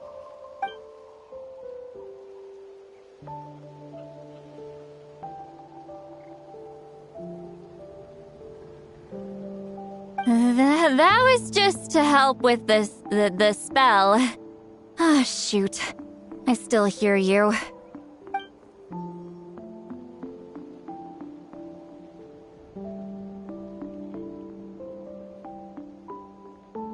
For a human soul, to lose the boundaries of the mind is to drown in the sea of consciousness without a concept of self. Wait, that sounds bad. I read that in a light novel. When it comes to the real world, I think it's pretty accurate. Is Citlali drunk? She's not making much sense. Anyway, we'll just have to leave it for now. Hearing the Traveler's thoughts isn't that bad, right? You should just tease him. That's what Paimon would do.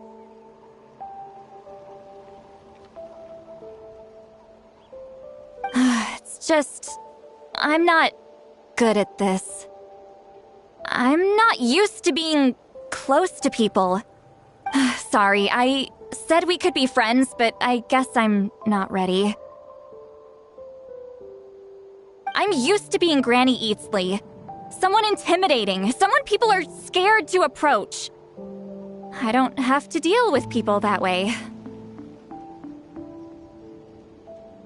Yeah, Paimon's been wondering. Why do you insist on living so far away? You could easily become a leader of your tribe, someone everyone loves and respects. When you live as long as me, a person is like a flower. The color draws you in. You water it to see it bloom. It rewards you with its fragrance, but it doesn't last. With the passing of the seasons, everything withers away. You can try to water it, but it will never bloom again. Even if the same plot of soil is covered in flowers the following year, the one you remember won't be there. That's just how it is. Most of the people in my life will be gone one day, just like a flower. Getting close means losing friend after friend for hundreds of years, until the weight of their memories crushes my soul. If people don't care about me, then I don't have to care about them.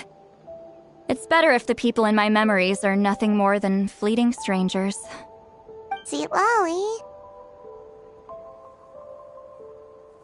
You won't live as long as me, so you don't have to worry about that. Really? Then you should understand. Nearly everyone you know will be gone one day.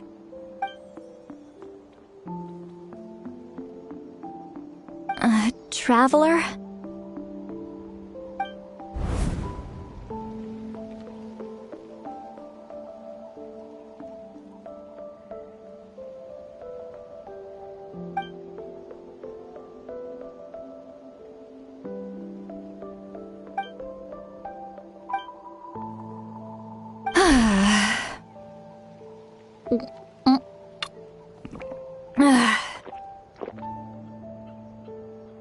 Is something wrong?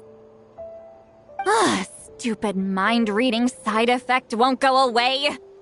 It's not like I want to hear you complain about me all the time. Okay, she's definitely drunk. Citlali, maybe take it easy? At this rate, you might sleep past noon tomorrow. I'm not drunk. I remember everything the Traveler said. Just gotta think of a response. I'll think of something. Uh-oh, not this again. Is she asleep?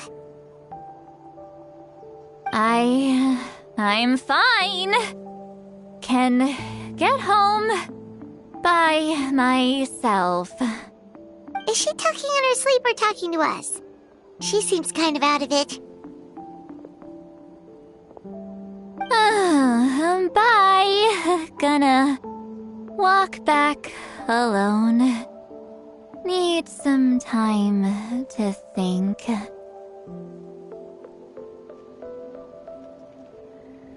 All right.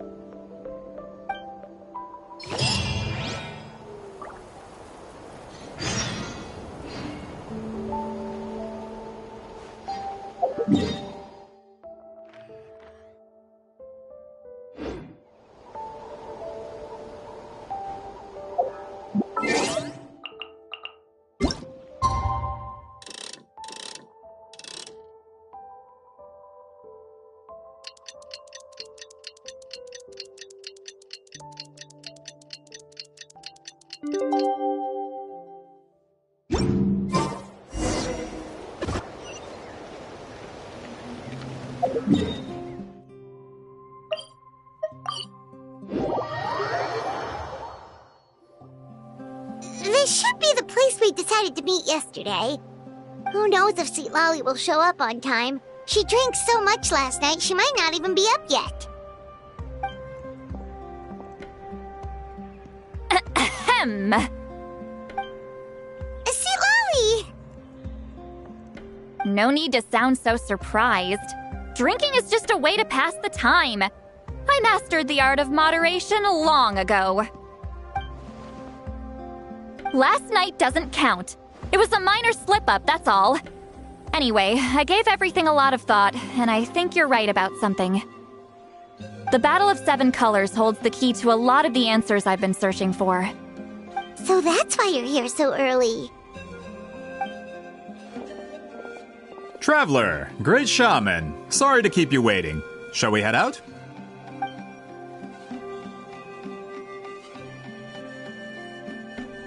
Just follow me.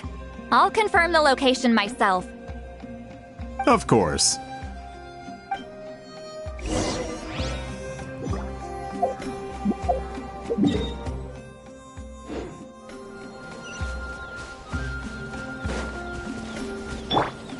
Get to work!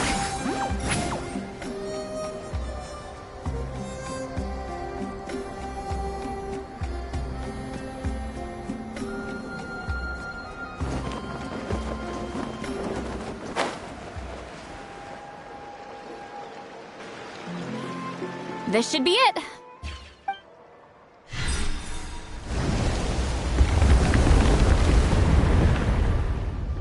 So the battlefield is inside this place. That could explain a lot of our academic questions. Don't lose focus. Once we get to the actual site of the battle, all the evidence needed for publication will be at our fingertips. Everyone ready?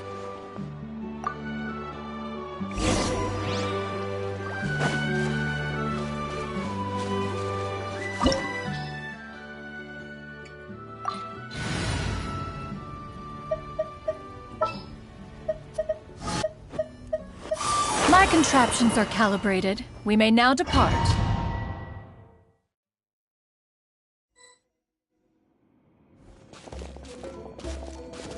So the Abyss invaded through a cave like this?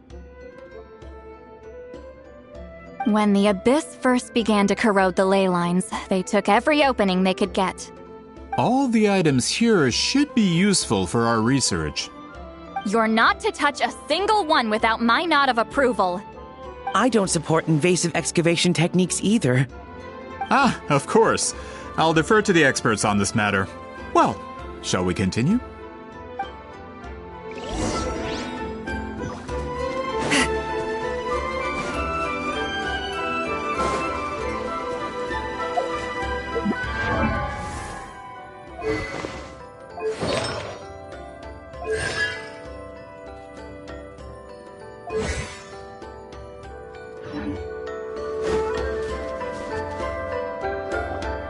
There are weapons here from every tribe in Natlan. The battle must have encompassed the entire nation.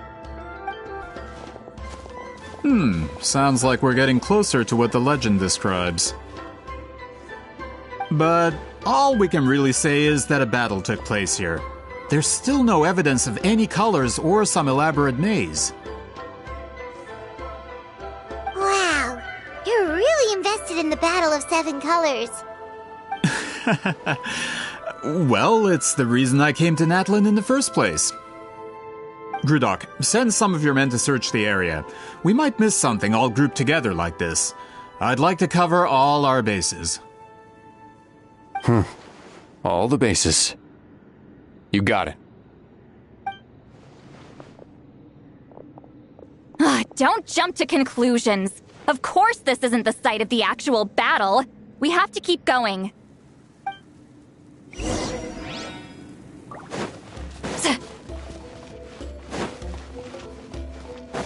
This wall is in our way! I might have an idea. Traveler, try removing that sphere.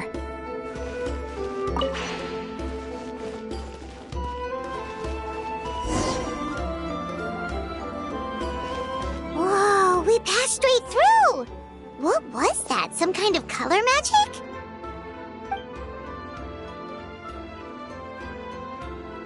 It's very close to the technique Citlali might have used.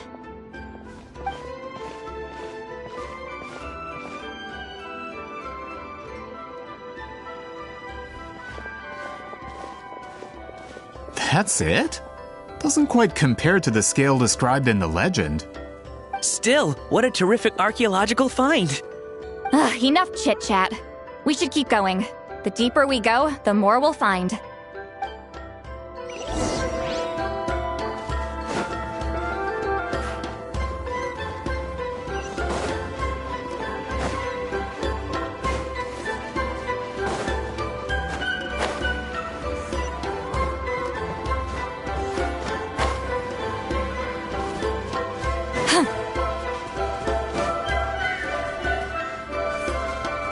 Hold on.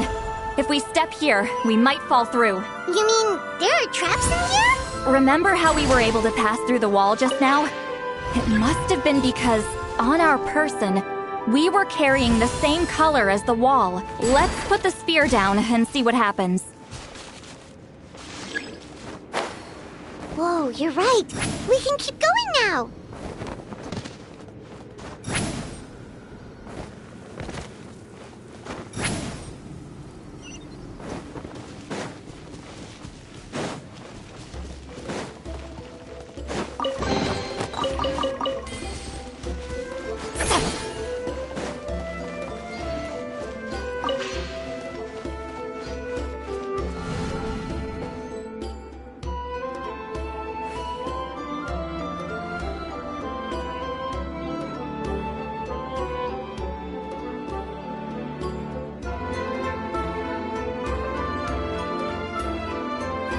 Wait, what was that? What is this place? Look! A maze made of colors. It's real. I can't believe it. Hold on. The quality of this space. This isn't reality. It's a realm of memory. Huh? No. This is a space constructed using memories as a medium. The principle is similar, but the two are not the same. Correct? Citlali? What? No. It's just a trace of her consciousness left behind after creating this space. Friends, this is my question to you. What is our strongest weapon against the Abyss? In my opinion, it's memory. After all, is it not after losing the capacity for memory, love, and compassion that our enemies fell to the Abyss? That is why, with our memories, we possess a power the Abyss cannot hope to match. I have discovered the perfect medium for us to wield that weapon. You know it as color. The more cherished the memory, the more vivid its color. As memories disappear, their color fades first. That is why color is the best vehicle to wield the power of memory. Guided by vibrant colors, your capacity for memory is what will allow you to navigate this maze. Without that capacity, enemies will fail to cross the barrier in front of them and be trapped here for eternity. So, be brave, my friends, and march forward! Any ideas, Citlali? Sounds like she left a tutorial. Not surprising. She always did have to handhold her talentless students. Follow me.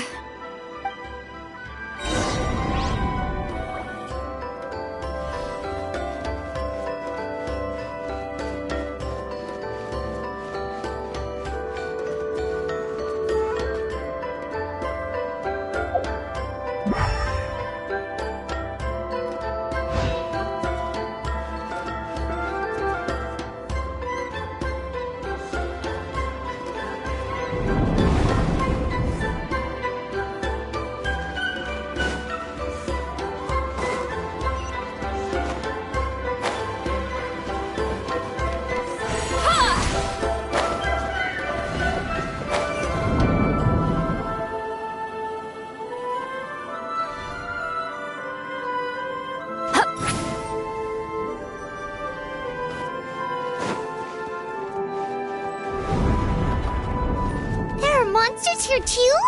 Abyss creatures. Likely trapped here for some time. Looks like a few monsters made it out of the battle all those years ago.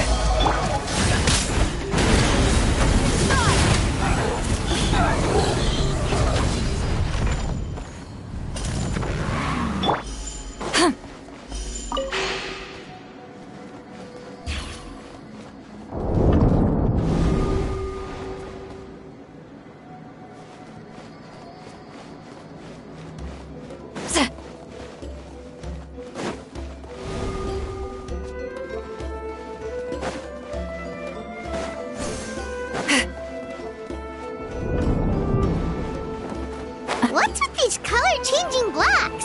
You and Citlali fell through all of a sudden. You scared Paimon half to death. Must be one of the mechanics of the maze. I'm guessing the purpose is to help allies navigate this place. Oh no! More monsters? Ah, shoot. They're blocking the way forward. Let's get rid of them. For the wrath of Eastleigh! Wrath from the sky! Incinerate!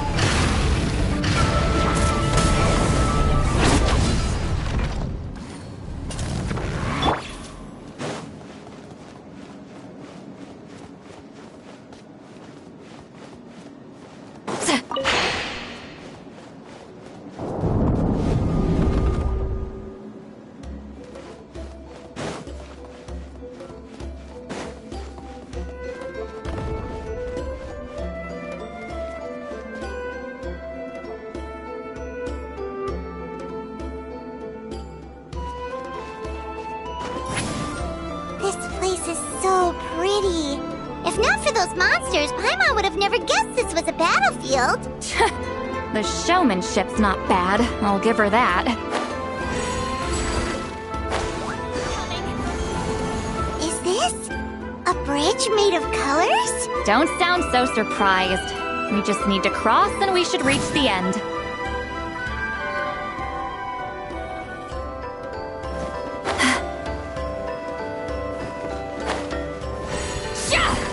Incoming!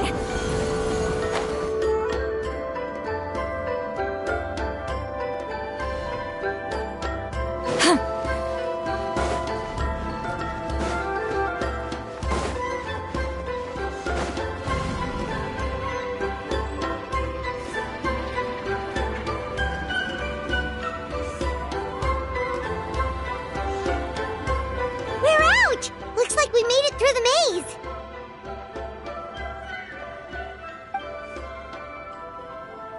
Hold on. This is... Whoa, so pretty! The thing inside the sphere looks exactly like the maze! It's like a miniature blueprint made from a special dye. That color. The dye was modified using a secret technique to harness the power of memories and create mazes like the one we just witnessed. Without that power, it's just a normal dye. But the color it produces is still quite rare. I would say this is the most direct evidence that the Battle of Seven Colors actually took place. The expert has spoken! Perhaps I could take a closer look? It's an important piece of physical evidence, after all. No, you may not.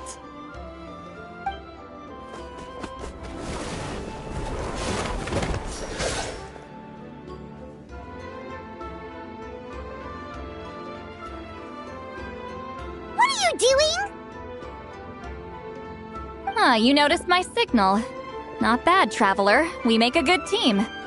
Huh. So, you've been watching me.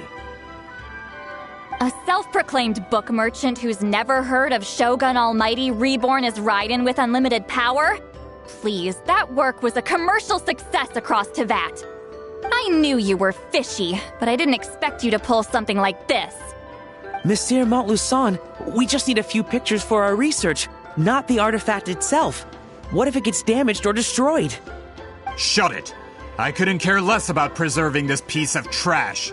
I would destroy it right now if I could.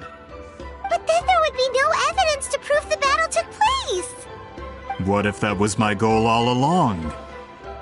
What? Huh. Pretending to be a book merchant, pretending to promote the history of Natlan and its heroes was the only way to get information out of the people in this tribe. But make no mistake, I'm no lowly merchant. I am the future owner of the largest printing company in all of Teyvat. But the dye in that sphere ruined all my plans before they could even get off the ground. We've received a report that your advertisement in the paper makes false claims. Fontaine Law demands it be taken down immediately. False claims? The dye I advertised is an unprecedented innovation. It produces colors of unmatched radiance. Unfortunately, its qualities are neither unprecedented nor unmatched. According to the lady who made the report, she saw a woven scroll in Natlan made with a similar dye. Even more miraculous, that substance dates back hundreds of years. How? Creating this dye is the culmination of my entire life's work. You're telling me I'm hundreds of years too late? Calm down, sir. Sorry, it's just... I know this product will be a hit. The economic boost to Fontaine will be huge. We just need to advertise it as written. Fontaine's publishing industry is one of the best in the world. All we need to do is publish something in the paper, and all of Teyvat will think it was our invention first. We don't need to worry about more reports. Fontaine is far more advanced than Natlan. No one will believe such an innovative product could come from a place like that. That goes against all of Fontaine's advertisement regulations. We can't do that. What if I give you a portion of the profits? All you have to do is let the advertisement stay. You're trying to bribe me? Careful. I'm dangerously close to reporting this to Monsieur Novelette.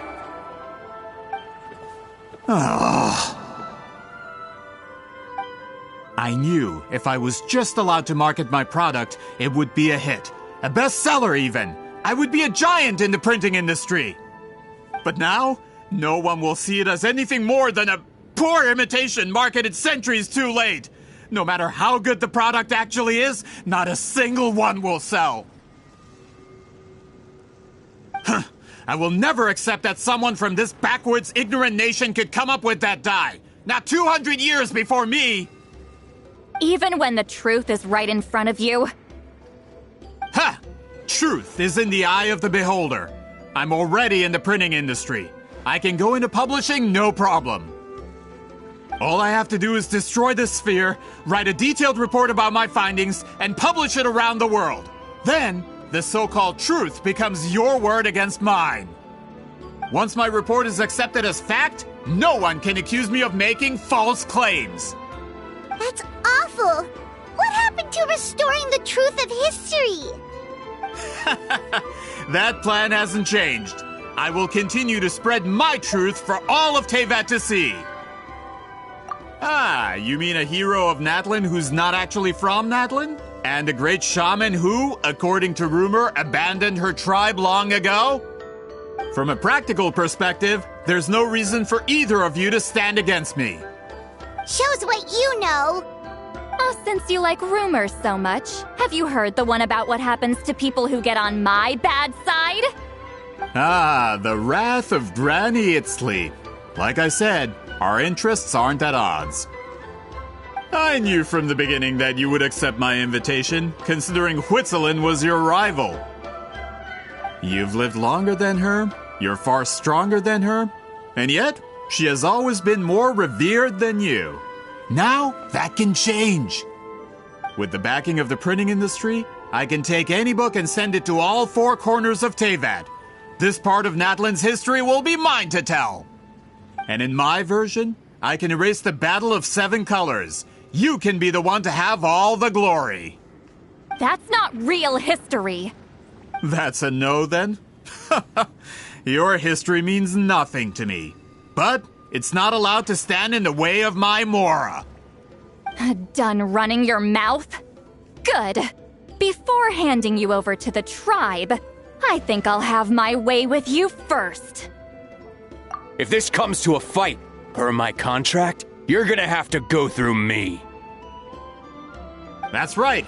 I didn't pay all that Mora for nothing. Wait, aren't you subordinates of the captain? Why are you helping someone who wants to erase Natlan's history? The captain. You actually bought that? United in the pursuit of Mora, we travel the land to collect debts. Our loyalty is to Regrader, his interests, and his wealth. Regrader? The captain means nothing to them. They serve a different harbinger altogether. Regrader! This man has the potential to become a giant in the printing industry and disrupt Fontaine's economic system. This aligns with Regrader's interests. It's all been a lie from the very beginning! I don't care who you serve. When it comes to punishment, I don't discriminate. Your dues. Bring it! Let's move! Hear the echoes of the valley! Seize the skies! Light up a blazing sun! This isn't it. You can't run from death. That's what you get for messing with the hero of Natlan and Granny Citlali. They could give Regrader a run for his Mora. When did this person get so strong? Looks like the men following the captain failed to update us on the latest intelligence. Not good. This is becoming more trouble than it's worth. You're on your own! Hey, what about our contract? Your boss signed it himself!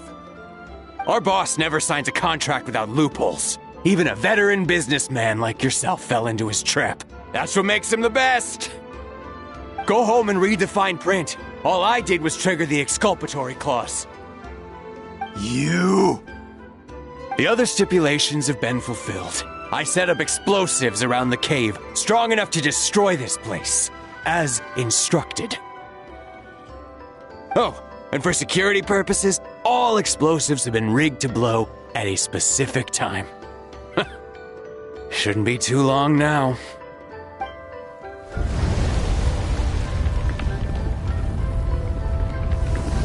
What? This whole place is gonna collapse? You were supposed to wait until I made it out! Are you trying to kill me? That depends on how fast you can run. I'm off.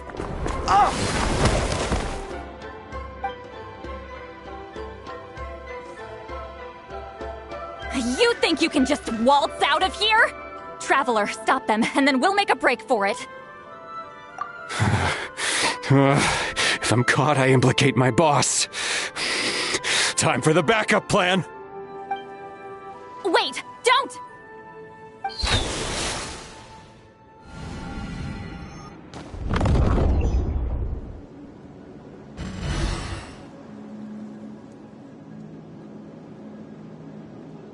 Where are we?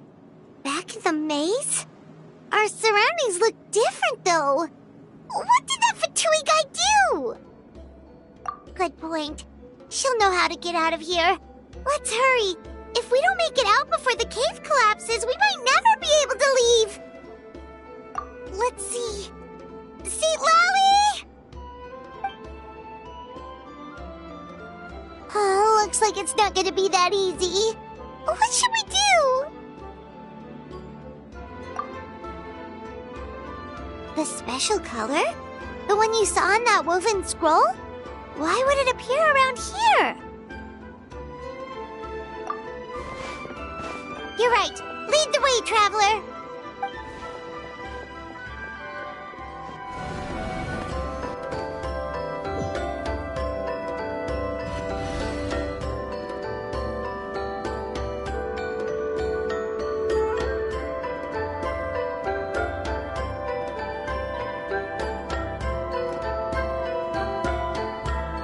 He triggered it just like that?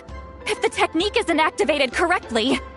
Instead of a realm of memory, the subjects in question will be trapped in a temporary space like this. If you cannot escape in time, it's mutually assured destruction. But I can't fault someone for using it as a last resort. I knew it! Someone of your skill wouldn't leave behind memory fragments just to parrot instructions. You must have the capacity for conscious thought. I appreciate the compliment. It's been a long time, my friend. This is no time for a reunion! The cave outside is about to collapse. I know time flows differently in this place, but that still doesn't leave us much time. Can you help me get out? You misunderstand, Citlali. I'm nothing more than a fragment of memory. There's not much I can do. What do you mean? This space can be manipulated, right? The exit of your maze. I remember its structure. If I create an exit here, I can leave. You just need to tell me how to manipulate this space. The maze you saw earlier was constructed using the memories of many warriors of Natlan. When people leave deep impressions on each other, their memories form connections. These connections are particularly strong between comrades in arms. That is how I created my maze. The connections between the memories were my needle and thread, and the special color was my fabric. But if that color is crudely combined with an isolated memory, one without connections, you get a place like this. This space is a combination of my color and your memories. There is no way to alter or construct anything within it, because there are no connections at your disposal. Over 200 years, and not a single lasting connection. This is my punishment, huh? Well, at the very least, you have a connection to me. Otherwise, I wouldn't be able to appear in this space. That's only because you never gave me a moment's peace. Still, it's a shame you're not around. You said it yourself. A memory fragment can't be used to create the connections I need. Citlali. But now that I have the chance to talk to you again, I need you to give me an answer. Your special technique. You didn't pass it on to your students. You passed it on to the rival you could never beat. Me. What I want to know is, why? So you figured it out. After what I saw in the maze and everything you just told me, I'm certain the technique at the center of all this is the same one you taught me all those years ago. But you never brought up the fact that you used it to win a battle. From your description, it might as well have been a simple color trick. I'm getting the feeling you always meant for me to come here. But if this is a foreshadowed event, I'm not happy with the narrative setup. Citlali, ever since you learned that technique, you've been able to see a special color, haven't you? You mean... That color is the core of the technique. But it isn't my invention. It's something I discovered in the work of our ancestors. More specifically, you could call it the color of memories. In truth, passing on the technique is a process of using that color to tint another person's memories. Yes, the technique has the power to decide victory. But in my opinion, the capacity to add color to someone's memories is where the true value lies. You are fated to live a far longer life than me, Citlali. I couldn't bear the thought of all those years existing as a blank canvas in your memory. So I wanted to leave a little color behind. Your color, you mean? One day, you too will want to leave behind your color in someone else's memory. When that day comes, you will understand my decision. I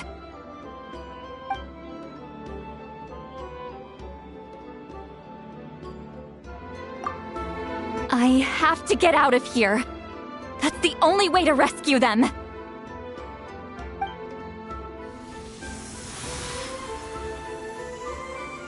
Citlali, what are you... I understand the true principle of this technique now. If I can't construct an exit, then I will separate this color from my memories by force. But you could lose a portion of your memories that way. I know, but my memory is just a blank canvas I've neglected for 200 years. My friends are worth the risk. Traveler? When you entered the realm of memory I constructed, I used your memories to learn about your recent experiences. I have a feeling you're the one who will be saved this time. After 200 years, someone has appeared by your side, the kind of person I could have never anticipated. The Night Kingdom harbors Natlan's memories, and the Traveler's connection to that realm is incredibly strong, surpassing even the shamans who worship the Lord of the Night. This means that, even without your tutelage, he can see the color of memories. What did you say? Although he doesn't know how to wield it, he unknowingly left behind a trace of color in your memories. That was enough to guide him to this space. You now have a connection at your disposal. Well, Citlali, it looks like part of this was foreshadowed, but the rest is a surprise.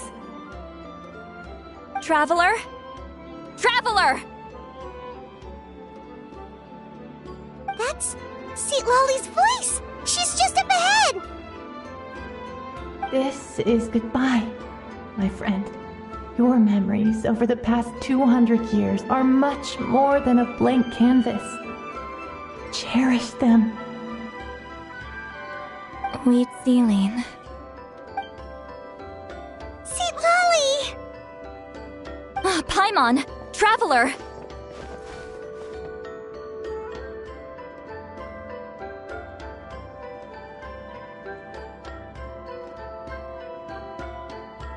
Hold my hand.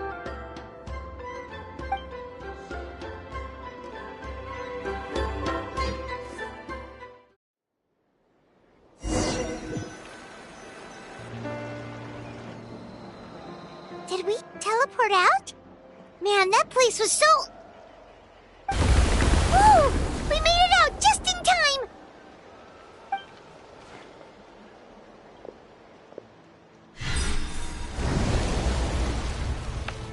Wonder what happened to the Fatui guy and the others. He was most likely trapped inside that space, just like us. The external structures supporting that space would have collapsed with the ruin. Unless he managed to escape, he would have been crushed.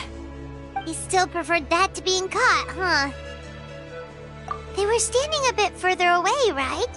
They probably weren't pulled into the space. Maybe they already made a run for it. Hello? It's one of Malu Son's employees! Quick, restrain him! Oh, I can explain. I had no idea Malu-san was such a terrible person. I couldn't stop him from running, so I stayed behind and tried to find people to help rescue you. I'm so glad you managed to get out of there. Either way, the guards will take you back to the tribe. You'll be their problem. I understand. Anyway, I'm not here to harp on you. I just need to know one thing. Which way did he run? He went that way, but I'm not sure if you can catch up. That way? Huh. Unless he suddenly grows a pair of wings, I think we're okay. Traveler, Paimon, come with me.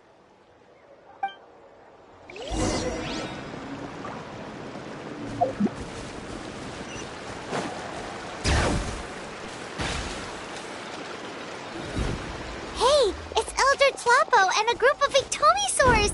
They caught Molusol! Something felt off about him yesterday, so I set a few things in motion. Looks like it's time for that foreshadowing to pay off. My bank balance! No! No! What's wrong with him? That's one of the tricks Claw uses to scare people. He makes people hallucinate the thing that scares them most. It's particularly effective on weak-minded people like him. Serves him right! I know, it was a lot to ask, making you come all the way out here during the day. Was that a declaration? Elder Tlapo didn't appoint us to a whole other task, did he? Forget about him for now. The Ictomisaurs will make sure Montluçon doesn't escape before the guards arrive. In the meantime, we have unfinished business, remember? Right, the special scroll. But the die is buried underneath a bunch of rubble now. Don't worry, Witsilin's technique hasn't been lost at all. Come with me, I'll explain everything at my house. Oh, and Traveler? Everything you said about memory, I finally figured out my answer. I knew you'd want to tag along. Let's go.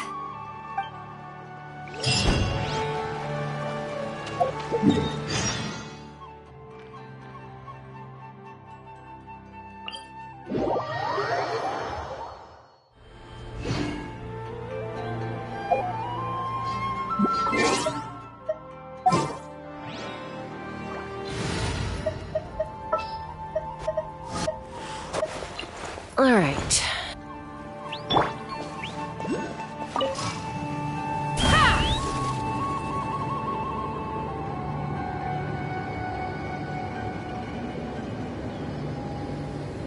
Let's ride!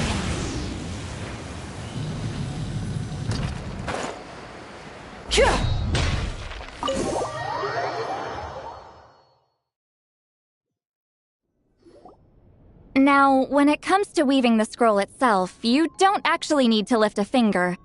But if we're going to pass on Witsilin's technique, your participation is critical. What are you saying, Citlali? Follow me.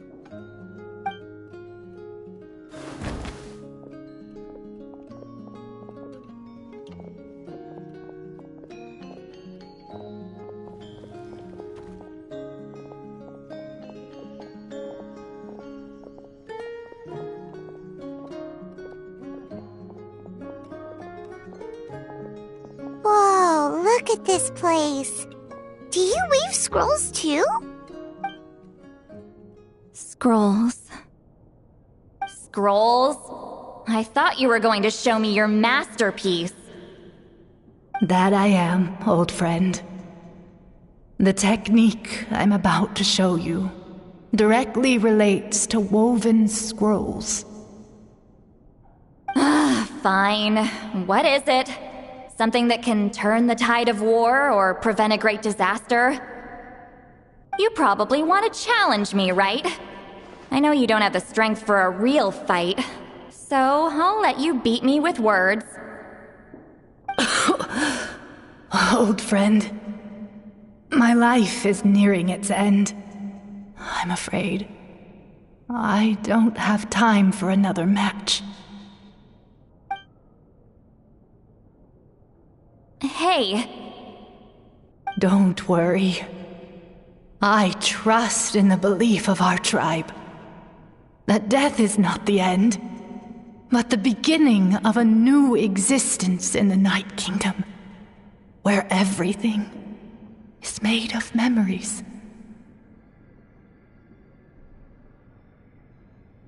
So, do you know why our ancestors insisted on using colorful, woven scrolls to record our history?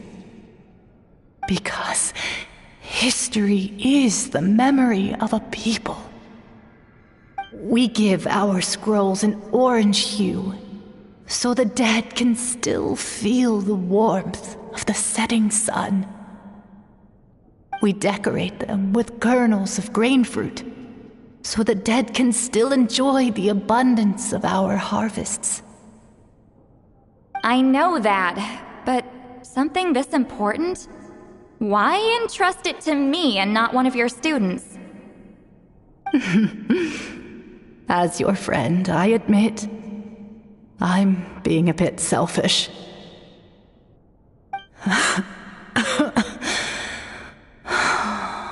I don't have long, Citlali.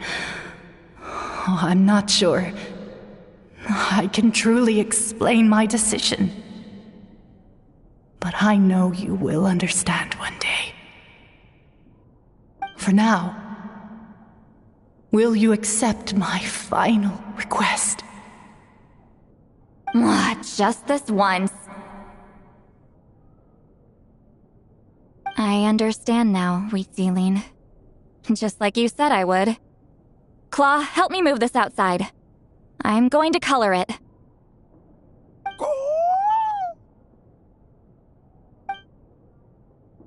Traveler, Paimon, come with me.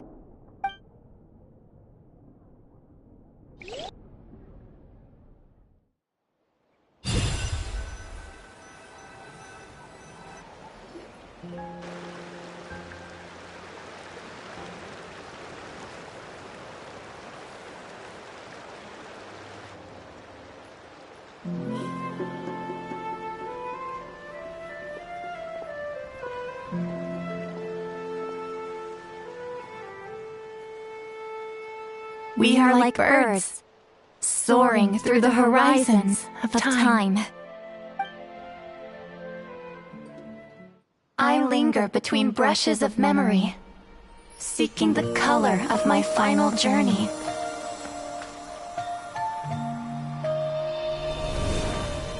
When I get there, may there be feathers to paint the sky, shades of rose.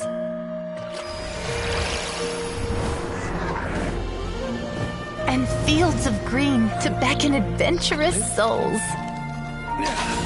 And azure oceans with which to sail into the unknown.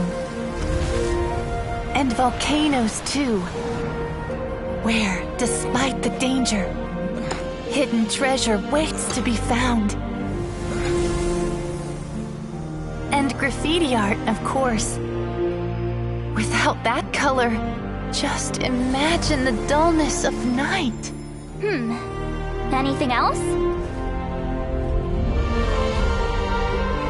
In the end, I hope everyone remembers my color too.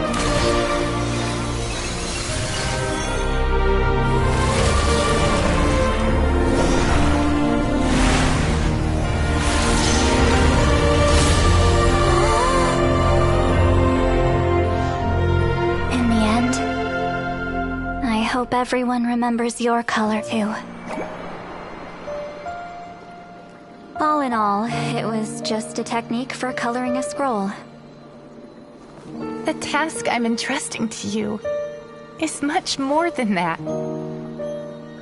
Farewell, my friend.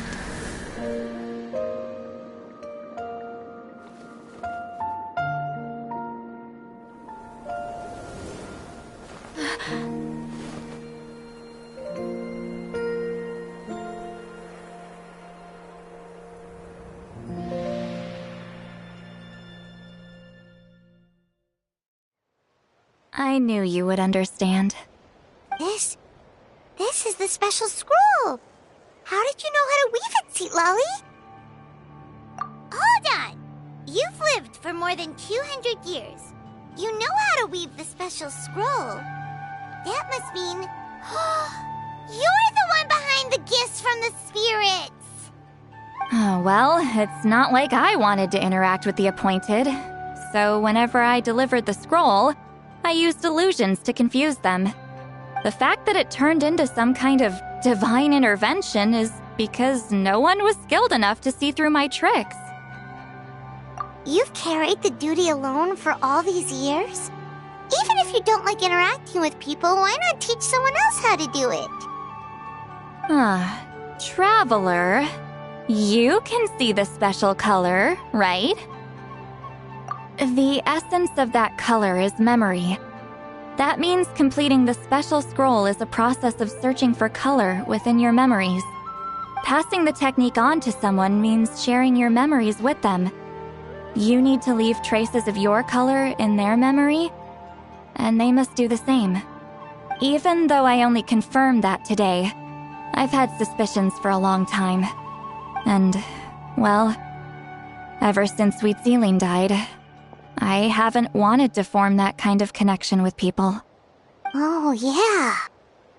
It was her final wish, so I kind of resigned myself to taking on the burden forever. After all, I have all the time in the world. But Claw never stopped appointing new candidates to weave the scroll, despite knowing exactly how I felt about the situation. I knew exactly what he was doing. And yeah, if I ever did share my memories with someone, I guess that person would be a friend. But it never got to that point.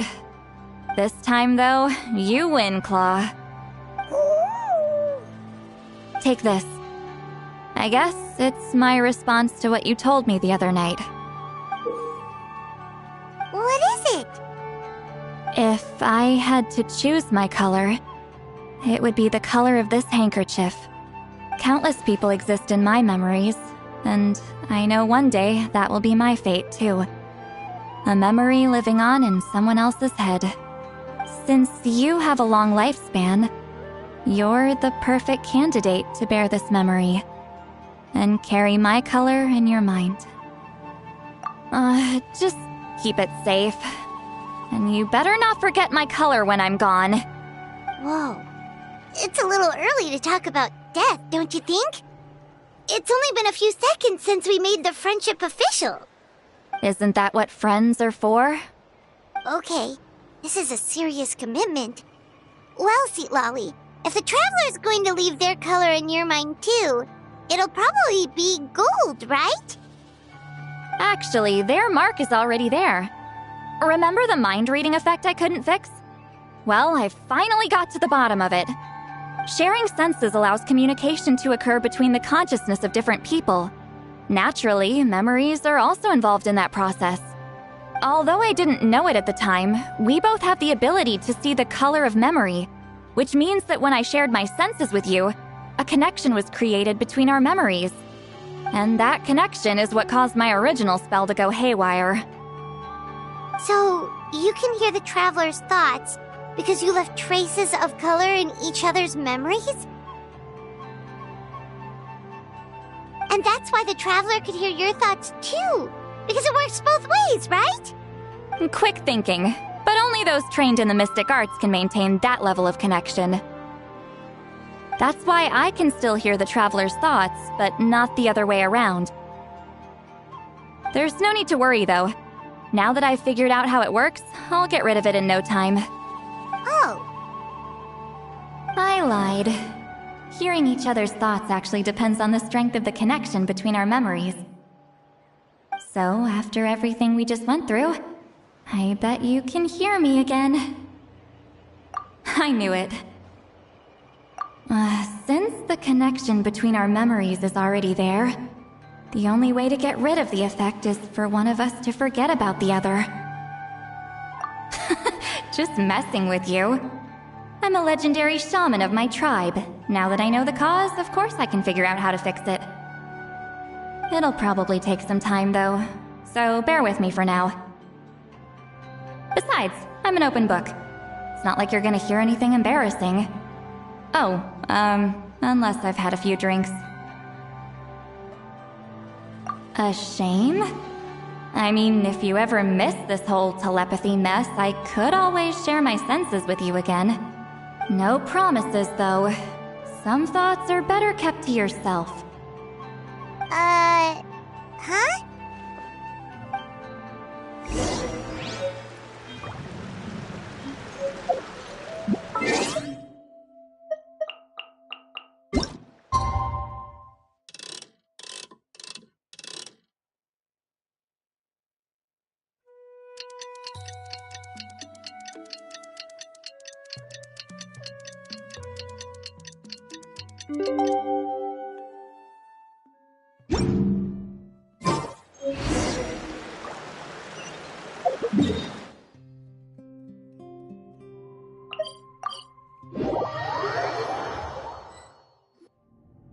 Ah, you did it?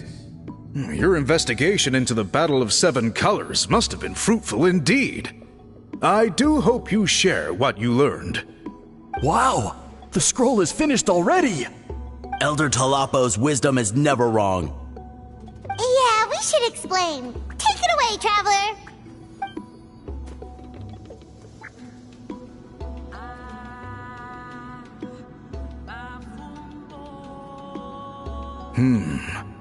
I see.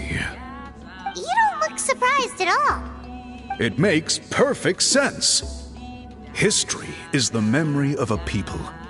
If we want to depict it, a dye derived from people's memories is, of course, the best choice. Now, it's just a matter of preserving this secret technique. From your description, it sounds like learning the technique requires the previous holder to share their memories. Well, yeah. In that case, I must work with our priests to reinvent the technique based on the principles you described. After all, memories are precious things, meant to be shared with those closest to us. I cannot take that choice away from you, Traveler. You completed your task admirably. Finding a way to carry on that legacy is now our duty. All right, we'll leave that to you. And please pass along my thanks to Granny Citlali. We interrogated the Fontanian merchant she apprehended, and it turns out he's the reason some among our tribe started to question our history. He hired people to spread misinformation about the Battle of Seven Colors. The recent friction within the tribe is entirely his doing. We now have a record of his crimes, and will begin working with Fontaine authorities in a few days. So he was behind the controversy in the first place. Guess it's easier to investigate when people are already questioning something. Anyway, that clears it up. People don't just question their history out of nowhere. Until we meet again.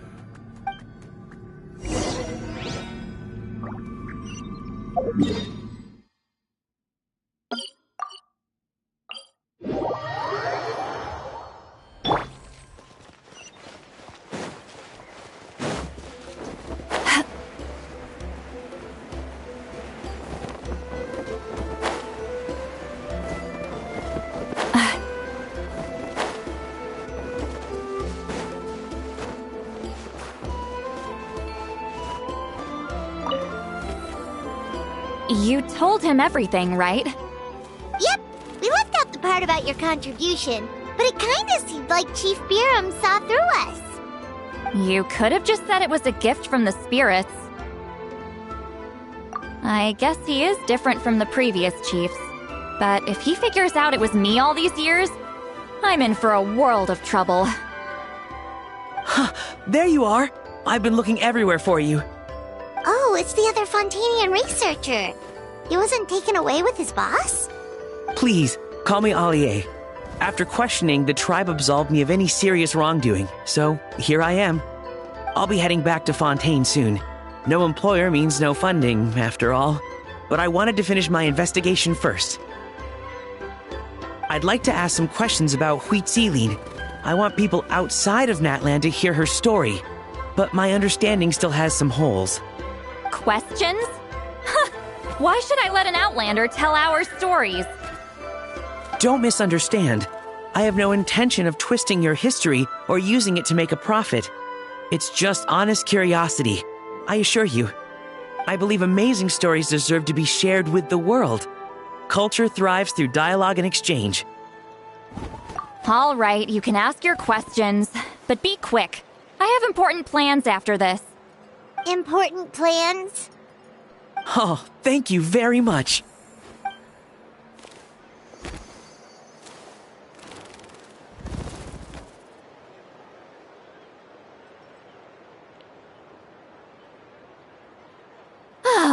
Another day, another drained social battery. Hold on. You owe me a pair of books. Oh, that! When it comes to light novels, your memory is like a steel trap, huh? You're telling me. Yeah, it's not gonna be easy. You might need to go to Yai Publishing House in person. But I don't need them right away. Just don't forget, okay? Of course! We'll get them sent to you as soon as we can! Sent to me? Nuh-uh. I don't want a stranger knocking on my door when I'm hungover. Here, just take this. And this is? The key to my house. Don't bother knocking next time. You'll disturb my sleep.